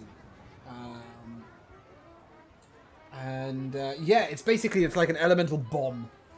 When it detonates, it creates a torrential rainstorm for 24 hours. Doesn't really do much else except for flood places. It quite literally causes devastation to like a whole land place. Completely ineffective in combat. But cool. Felix, have you seen this opal over here? Sense a bit of fire on it. Felix, have you seen the opal of the Ild Rune? I aim to avoid it. Yeah, I mean, it's not even that great for him so much. I was just, in looking at it, it's the sort of thing that Bellows might like, but it's very fiery. He just want to. Well, Bellows wants to step on Felix's toes, but Now, there's plenty of fire to go around. Yeah, it's there's not plenty of gold to go around, though. I will say that mean- although the opal of the Ild Rune technically says it can be transferred to a non-magical item, it could be put in one of the slots of your weapon attachment. Right. if you so very much desired. The weapon Well, will do it's an something to additional think 1d6 about. fire. Right. But yeah, the Abshagger will attempt to sell you everything in his shop. So he has no specific. I think I'm holding out for a belt that does a bit more than hold things I can already keep a hold of. Well, I suppose. Before we leave here, I'll come back and purchase the saddle of the Charges back in cavalier. with the goat, Yeah. picks up a saddle for it, and runs Yep. back out. This will be incredibly useful, yeah. Yeah, sure. Saddle of the Cavalier is 250. 250. I think. Yeah, sure. Yep. I don't know. I've got a lot of things today. Cool. We've done one shop, and it's it's time consuming. He sort of smiles at you and, oh, I'm always available, and I purchase as well unusual, unique things, though not sticks that bleed. Fair enough. Yeah, so he's sort of, as you can see by his magical, sort of wondrous items that don't attach to the body, that cannot be worn or wielded. Effectively, that's what he purchases and what he sells. And if you can find any figurines for him, he'll be very glad. In fact, he tells you that if at any point you can bring him a figurine that he doesn't currently have, which is he has quite a few. But if you can bring him one that he doesn't currently have, even if you won't sell it to him, if you'll allow him to study it for 24 hours, he will pay you 10,000 gold. Because he can create them. And with that, he'll let you go. And, well, we seem to be following Felix's nose. Is there anywhere else, Felix? I'm sorry, did you want to hop into Noel's nose first? Because it's just down the road. I don't personally know. No, I mean, you were going to Yeah, we should, though, to try to see if Gulthea staffs, because we have 8 of them. If anyone wants them. True. Yeah, so if you head down to Noel's nose, you'll see that it's a store that is actually entered by a ladder. And if you go up the ladder, there is then an entrance that sort of sits perched up a little bit on the ground. And there's this awful sort of sparking going out of the top of the roof. And you hear a sort of loud bang, and then you hear some shouting going on inside. Exciting? Yeah? If you then look in the door, or perhaps even open the door, you will see an Owlin having a furious argument with a Dragonborn. The Owlin is behind the counter, the Dragonborn stands in the middle of the room. If you listen for a while, it is a public service request that Noel's nose reduces his noises, especially during nighttime hours. Noel's is making it quite clear that that's absolutely ridiculous, as he is a nocturnal being. And he's saying that next door, the apothecary who have been complaining, where these people have been complaining about him, he complains about the horrible smell and the rowdy noise during the day that the goblins keep making. These apothecaries next door, it's not a very pleasant smell. It's driving him nuts. And why should the nighttime be sacred but the daytime not? And with that, the Dragonborn sort of bows deeply. Your concerns have been noted. I will pass them on to Governor Calthrus. Excuse me, good day. And he sort of waves to you all and walks on past. He was silver, if it's relevant. And you'll see this sort of rather bedraggled at this point owl. And he sort of starts smoothing his feathers down and saying, "Oh dear, I hate it when they're ruffled. Oh dear. Can I help you? Hi, Custom. Sorry, please do come in. How are you today?" Are they really regulating noise in this town? Well, they say that I'm creating disturbances during the night. But how else am I meant to do my work? Should I sleep at the wrong time and have awful sore eyes? It's not like I could sleep during the day anyway with all that god-forbidden kerfuffle next door. I don't suppose I could trouble you for a favour, could I? Never occurred to me it might be a problem. If you could perhaps persuade those goblins next door to drop their complaint, or perhaps reduce their noise and smell during the day. We must be able to come to an agreement of some sort, but they won't even talk to me anymore. I keep going to the governor, and I don't like official boots. His glasses are sort of sliding off his beak as he speaks. You see, he's quite frustrated. Perhaps we will speak to these goblins. Why, thank you so much. Well, anyway, did you have business here? Will I help you? Customers, indeed. I have staffs and sticks and staves and wands and rods. Actually, we may, what shop is this, by the way? This is Nora's Nose. Yeah, you said that. Let me find it on the list. So the best way to traverse said list is to go back to main sheet, Arrenus shops, which is a tab down the bottom, which will then be easier to go through, and then Yeah, so that's right. Noel's Nose, the magical items shop. This is Noel's, and he knows. He knows that you have some sticks, and he wants them. Sticks, stars, staves, and wands. Can I be of assistance? There are some that we find ourselves not in particular need of, but perhaps you could find a clientele for. Well, perhaps. I make them myself usually, but if there's something I don't know, then I'm always fascinated by something I don't know, because Noel's knows, you know. Ah, yes, it is terrible and it bleeds. And I'll throw one of the It bleeds. Gulfius staffs onto the counter. He sort of peers right down, his glasses sliding off his face, and he's sort of absentmindedly pushing them back on him. Oh, fascinating, fangorious, fabulous, wonderful, Glasmooring! And he sort of pokes it with a feather, and it starts bleeding out of one end. And he waves his hand nonchalantly and prestidigitates and makes it bleed out the other. Oh, this is fantastic! I love it. I'll give you 400. And if we can settle your dispute with your neighbors? 50% off all purchases. Ah, well, that sounds grand. We have 8 of these bizarre bleeding staves, if you want them all. To study, they're very interesting. I can't see them fetching much for price. 3? You must need... That way, if you break one in your study, if I you break still one, have... Yeah. I'll take 2 for 800 or 3 for 1,000. Yeah. 3 for 1,000 sounds fair. If you're looking to dispatch more of them, there is a chance. I know of a place called the Blossom Elixir. It could perhaps be broken down to... no, that's total rubbish. Yes, it is. No, not the Blossom Elixir. That's the place he has the problem with. It's the other one. It's the herbs shop. Whoever the fucking herbalist is. Interesting ingredients. If you pop down to interesting ingredients, they might be willing to purchase them and break them down to parts. Ah. This is good to know, yeah? Yes.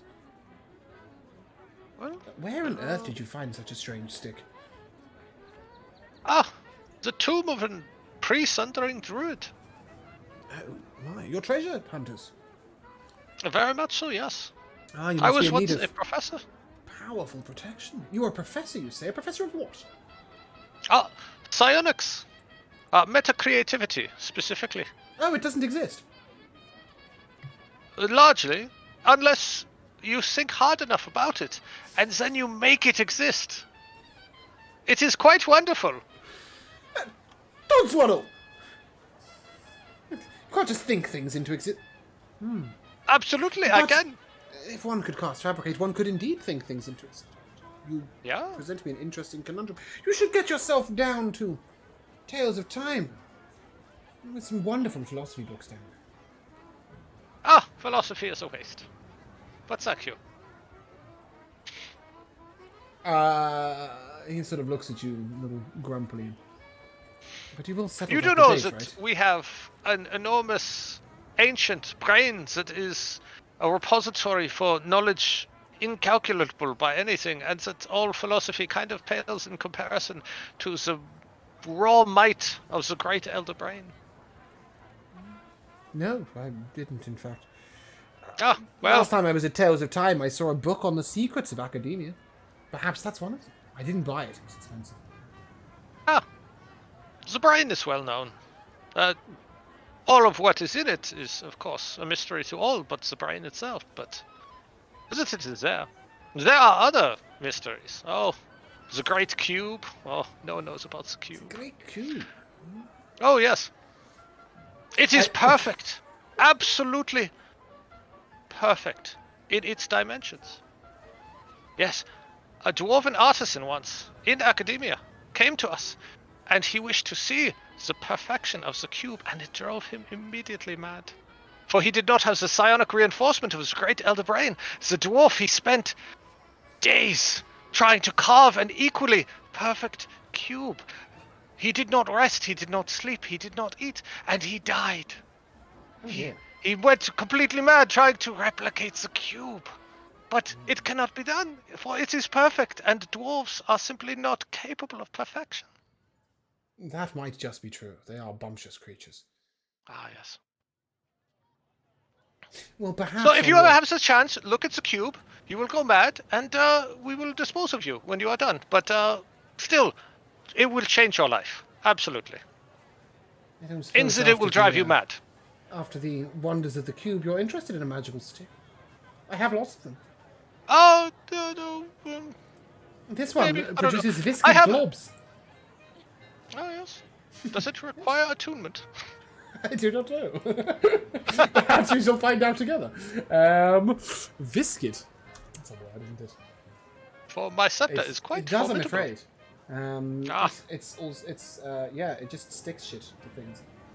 Ah. It restrains things for an hour. Holy It's crap. quite brutal. It basically fires a big green lump of glue that sticks to a wall and can only be dissolved by universal solvent. Navi, would you like a glob launching wand? I would love a glob logic wand. That sounds fantastic.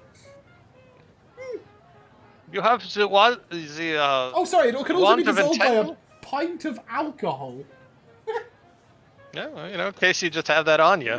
Make a range attack roll against a target with a bonus equal to your spellcasting modifier. As a proficiency bonus, on a hit, the glob expands and dries on the target, which is restrained for an hour. End of sentence. That's fantastic. Oh, the glob also dissolves instantly if exposed to sunlight. That's not much of a problem in a dungeon, is it? No, not as much. No, I mean, that's this would actually be a phenomenal mental. thing to put on Navi and have Navi just... Yeah, have Navi just fire globs of glue at somebody. If anybody's read the Legend of Dristo Erden, it's a Jarlaxle item. Mm-hmm.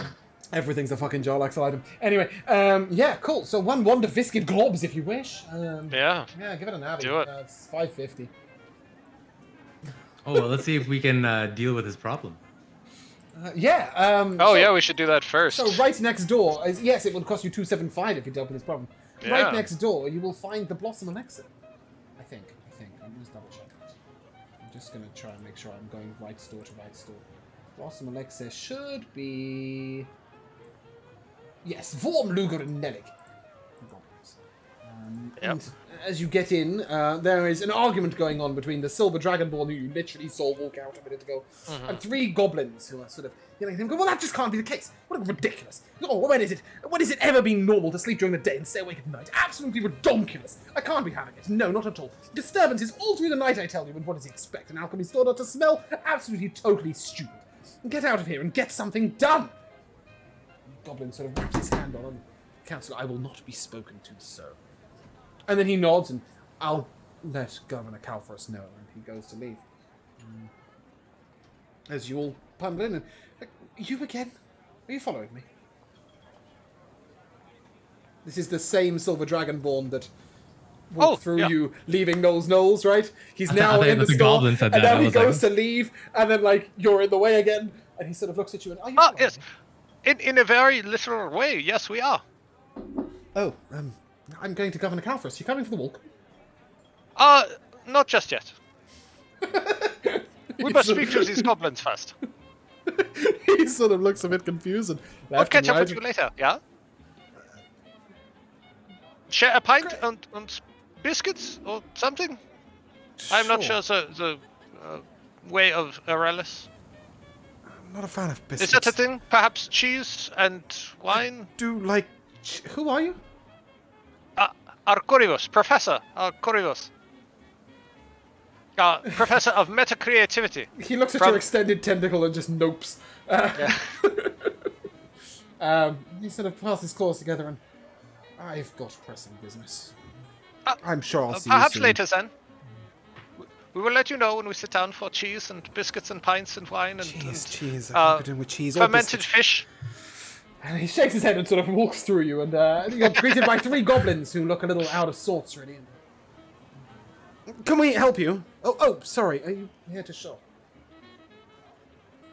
Perhaps. Also, we have an immediate concern. Next door, they are quite upset with you. Yeah? We know! It's ridiculous. Expecting an alchemy store not to smell, I would lose all my business. Ah, yes, but you are also expecting an owl to be quiet at night? This is equally ridiculous, He has yes? moved to a city full of people that go to sleep at night. Oh, well. So do raccoons, but, you know. What is raccoon? Small creature. Can I pull one out of the hat of vermin? Great, love that for Or you. I'm sorry, the giant bag of tricks. The bag of tricks, and then talk to it. He sort of looks at him. The hat of... I can't decide if that's cute or repulsive. Yeah. It's nocturnal, actually. Is that it is? Yeah. Oh. I'm I'm gonna not. speak with animals and just loop the raccoon in on the conversation. So I'm just translating for the There's raccoon. that idiot owl. The raccoon doesn't give a shit. I don't care. I'm just holding it up by like the scruff. Yeah, he sort of looks at you and raccoon or not to raccoon, the owl is a problem. It's just such obnoxious banging and blasting. Well, I think he's pretty put out. He's thinking of moving out, and I'm looking for a new lease myself. He sort of looks at you, and you can see his eyebrows raising and his hair going backwards as he sort of blustered. Look, if you can make this problem just go away. I don't need you to get rid of the owl. Just stop with this ridiculous badgering. He keeps sending person after person to ask us to reduce the smell. We can't reduce the smell. We're an alchemist. What would he like us to do? Stop making potions? We would go out of business. We will stop complaining about his blasted noise if he stops sending people to badger us. And if you can make him go away, I will give you 50% of all sales for the rest of time. Likely. Can you make him a potion that makes him not smell things as much? I believe that would be classified as a poison. Could we do that? And Alex sort of looks over and scratches his long beard, and I don't know if we can do that. Do you think we can do that? And then they both turn simultaneously to the middle goblin, who goes, I don't know how to do that. And he looks at them. We don't know how to do that. What about potions that makes your cells sleep deeper, so the sound is not... Well, we've done that, but then somebody broke in and stole things, and nobody woke up. But I suppose that's not going to happen all the time. Perhaps What we could about get the a potion of potion? sleep and the bodyguard. What about a potion that makes him more agreeable? I can think of one of those, and he sort of gestures to Alchemist's fire on the wall. That would make him most agreeable. We could cook him and eat him. Are you in? And Alex I'm sort gonna of, eye a bottle of tequila in the corner and be like, I think it's a crime. We shouldn't do that. And then the goblin looks back and, no, we shouldn't do that. Perhaps... I didn't think of solving this problem with a potion. Can we solve this problem with a potion? I don't think we can solve this problem with a potion. We can't solve this problem with a potion. Can you make this problem go away? We'll give you 50% off. Always. For the rest of time. we can likely make him Annoyingly, stop sending people to complain. These goblins are sort of, each of them is saying different parts of the sentence just to be a pain in the ass. Well, that's fantastic. Wonderful. Brilliant. Excellent. We'll stop complaining to the governor. He stops complaining to us. We'll put up with his noise. He puts up with our smells. And I don't know, maybe a union can be formed or something. I think it'll be easier if we just go find more treasure so we don't care about a discount. You get straight to the point, don't you?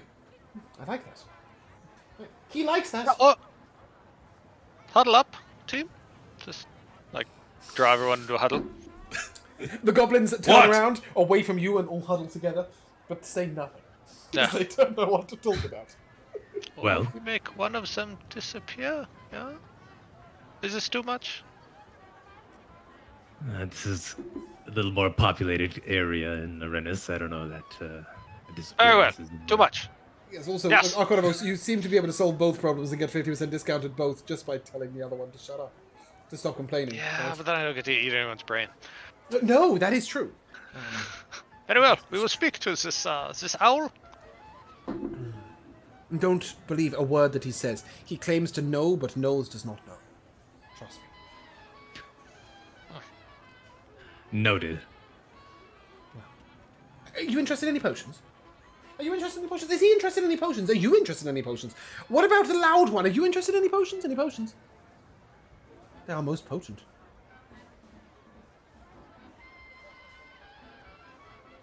Not sure? Okay. Well, I suppose 50% discount, you probably want that before you make the purchase, don't you? If you make the problem go away first, it'll make your whole life easier, won't it? And ours easier too. Yeah, very Fantastic. much so. Wonderful. Have a wonderful day. And we'll see you back soon. Danke. Yeah, soon. And they sort of smile, and one bows, and the next bows, and the next bows. And... Well, to the owl? To the owl. To the owl. Yeah, we'll head back over to Knowles. You're back already, are you? Did you succeed? After a fashion, we have struck an accord. Oh. Yes, Elmo will explain in greater detail. He looks down. Please. We're gonna water up. You stop complaining, and they'll stop complaining. Will the smell go away? No. I'm not quite sure that solves my problem.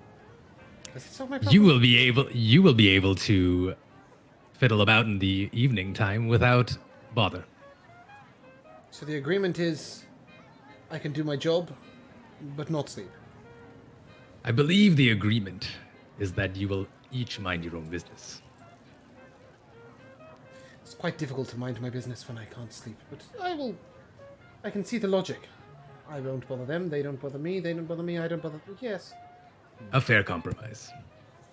You haven't really done anything, though, have you? Haven't made the problem go away.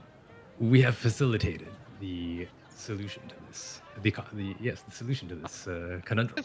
The governor will stop bothering me? I mean, you could just stop breathing. That works for me.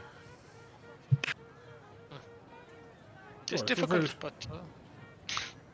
I would just take a handkerchief and cast prestidigitation on it to make it smell like rosemary, and then just kind of tie it around his neck. Oh, that's quite pleasant. Yeah, I love rosemary. It has soothing properties. Helps focus and relaxation. Reminds me of a meal I had at the finest foods. A wonderful meal. Yes, rosemary goes well with birds. Yes, poultry indeed. So I'm told. I wasn't eating poultry. That would be quite disturbing, don't you think? Yeah, I have eaten a squid. Small brain. It is shaped like a donut. If they swallow something too big because their esophagus goes through their brain, they can give themselves a stroke. Oh. Yeah. And they do it's a wonderful weird thing. donuts at the bread bin. Have you tried them? I have not. Oh, you should. I believe they're called Bread extreme bin? cream donuts. Oh. Spectacular sprinkled donuts. Perhaps even some others. Quite a lovely place. It's attached to a bar, a pub, an inn, I don't know what you call it. Yes, Sweet Treats. Wonderful place. Lovely place. Get lost in there forever if one could get a day's rest. Well, anyway. I do like the Voltry. Very well, 50% off. You wanted that one, did you? 275. Very much so. Thank Well you. done. Wonderful. And I'm afraid that we will not gallivant to any other stores, as we will end there. I know we've run a little later than we usually do, but I wanted to get a little bit going. MVP's nice and swift, nice and clean. So swift and so clean. Let us return to the camera so I know where. And I believe we ended with Joe, and so we will start with Joe. Joe, your MVP.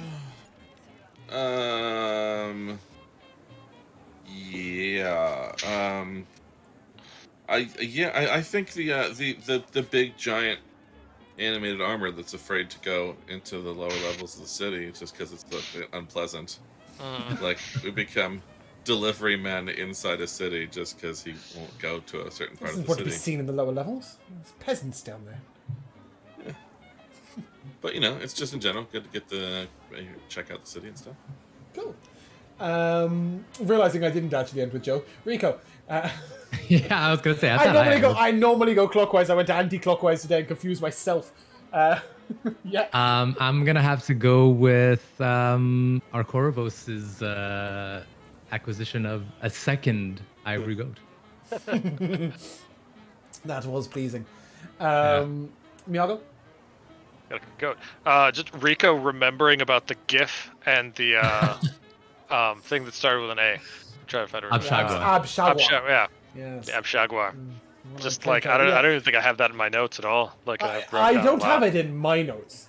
I have so- like 15 pages of notes, and I'm Yeah, no, that was It must really have stood out, I don't remarkable. know. You just pulled it out of a hat, like. Yeah. I think Yeah, you well, probably you just started saying it, started- like- As soon as you started explaining that he had traveled the plains, and I was like, this sounds like so this familiar. sounds like a thing. I was What's like- what's Rico? It didn't sound familiar at all until Rico was like, wait, is he friends with a GIF? And I'm like, wait, that was- sounds familiar. It was so Yeah. backwards at first. 'Cause you're like, is he friends with a GIF? And I was like, I don't know. Is he friends with a GIF? I haven't read it. And then you explained it. I was like, aha, yes. Yeah, no, definitely. Josh. Mine goes to us getting another dungeon under our belt and eventually having one of every feat. Yeah. It's heading that way quite terrifyingly. Yeah, I mean, I don't know. We've only done 3 dungeons, something like 4. 4, I think. The Hall of Dwarven Yeah. Kings, the Tomb of the Vault of the Vault of Dulgan. Dulgan, the cave, the underwater cave. Oh, yes. Yes, and yes. and Druid's Rest 4. Yeah, you've got quite a long way to go before getting every feat in the game. Yeah. 4 feats is not 400. Which one was? Which one did we find Navi and That was the the Vault of Inkling Dulgan. at? That was the Yeah. Vault of Dulgan? Yeah. Okay. Yeah. Navi was outside, the Inkling was inside. Yeah, I've got a couple of MVPs. The number of times we either started Rico's turn and then talked before he could actually take it, or interrupted him halfway through and then waited for him to mute, so he then didn't speak. That just felt like bullying, frankly. The sheer amount of terrifying damage this 2 damage a turn acid was doing. I've never done a per turn effect. That stacks up very quickly. It's a lot. Oh yeah, it gets quick. Yeah, misjudged. And because you can't it's terrifying because you know it's happening, and you know it's going to happen X number of times before you can do anything about it. Mm-hmm. Yeah. You look at the turn order and you're like, okay, that's gonna happen 9 times. Yeah. And then I get to do rolls, something about it. low rolls. So the logic was, I was looking at somebody else's monster, and it says it disperses once per second. So I That thought, well, would make that's sense. sort of once a round, right? Except it's not, because you've got 6 party members and 3 enemies. But yeah, regardless. So that was quite The surprising. second it would be 6 times a round. Yeah. Right. Because he's round to 6 seconds. But Yeah. yeah, like depending on how many people are involved in combat, there's more turns or less turns than 6 in a round. And I thought it was so- better to do it that way than make each person make 6 dex saves on their turn, which just Yeah. seems obnoxious as That'd be fuck. just weird and terrible. Yeah. Yeah. But my absolute MVP goes to the sentence, he's not a very athletic jellyfish, which had me rolling with Navi trying to escape a grapple. But with that in mind, that is where we'll end. So if you guys would like to say goodbye, Bye guys. Bye bye. Prost. happy delving, and we'll see you soon.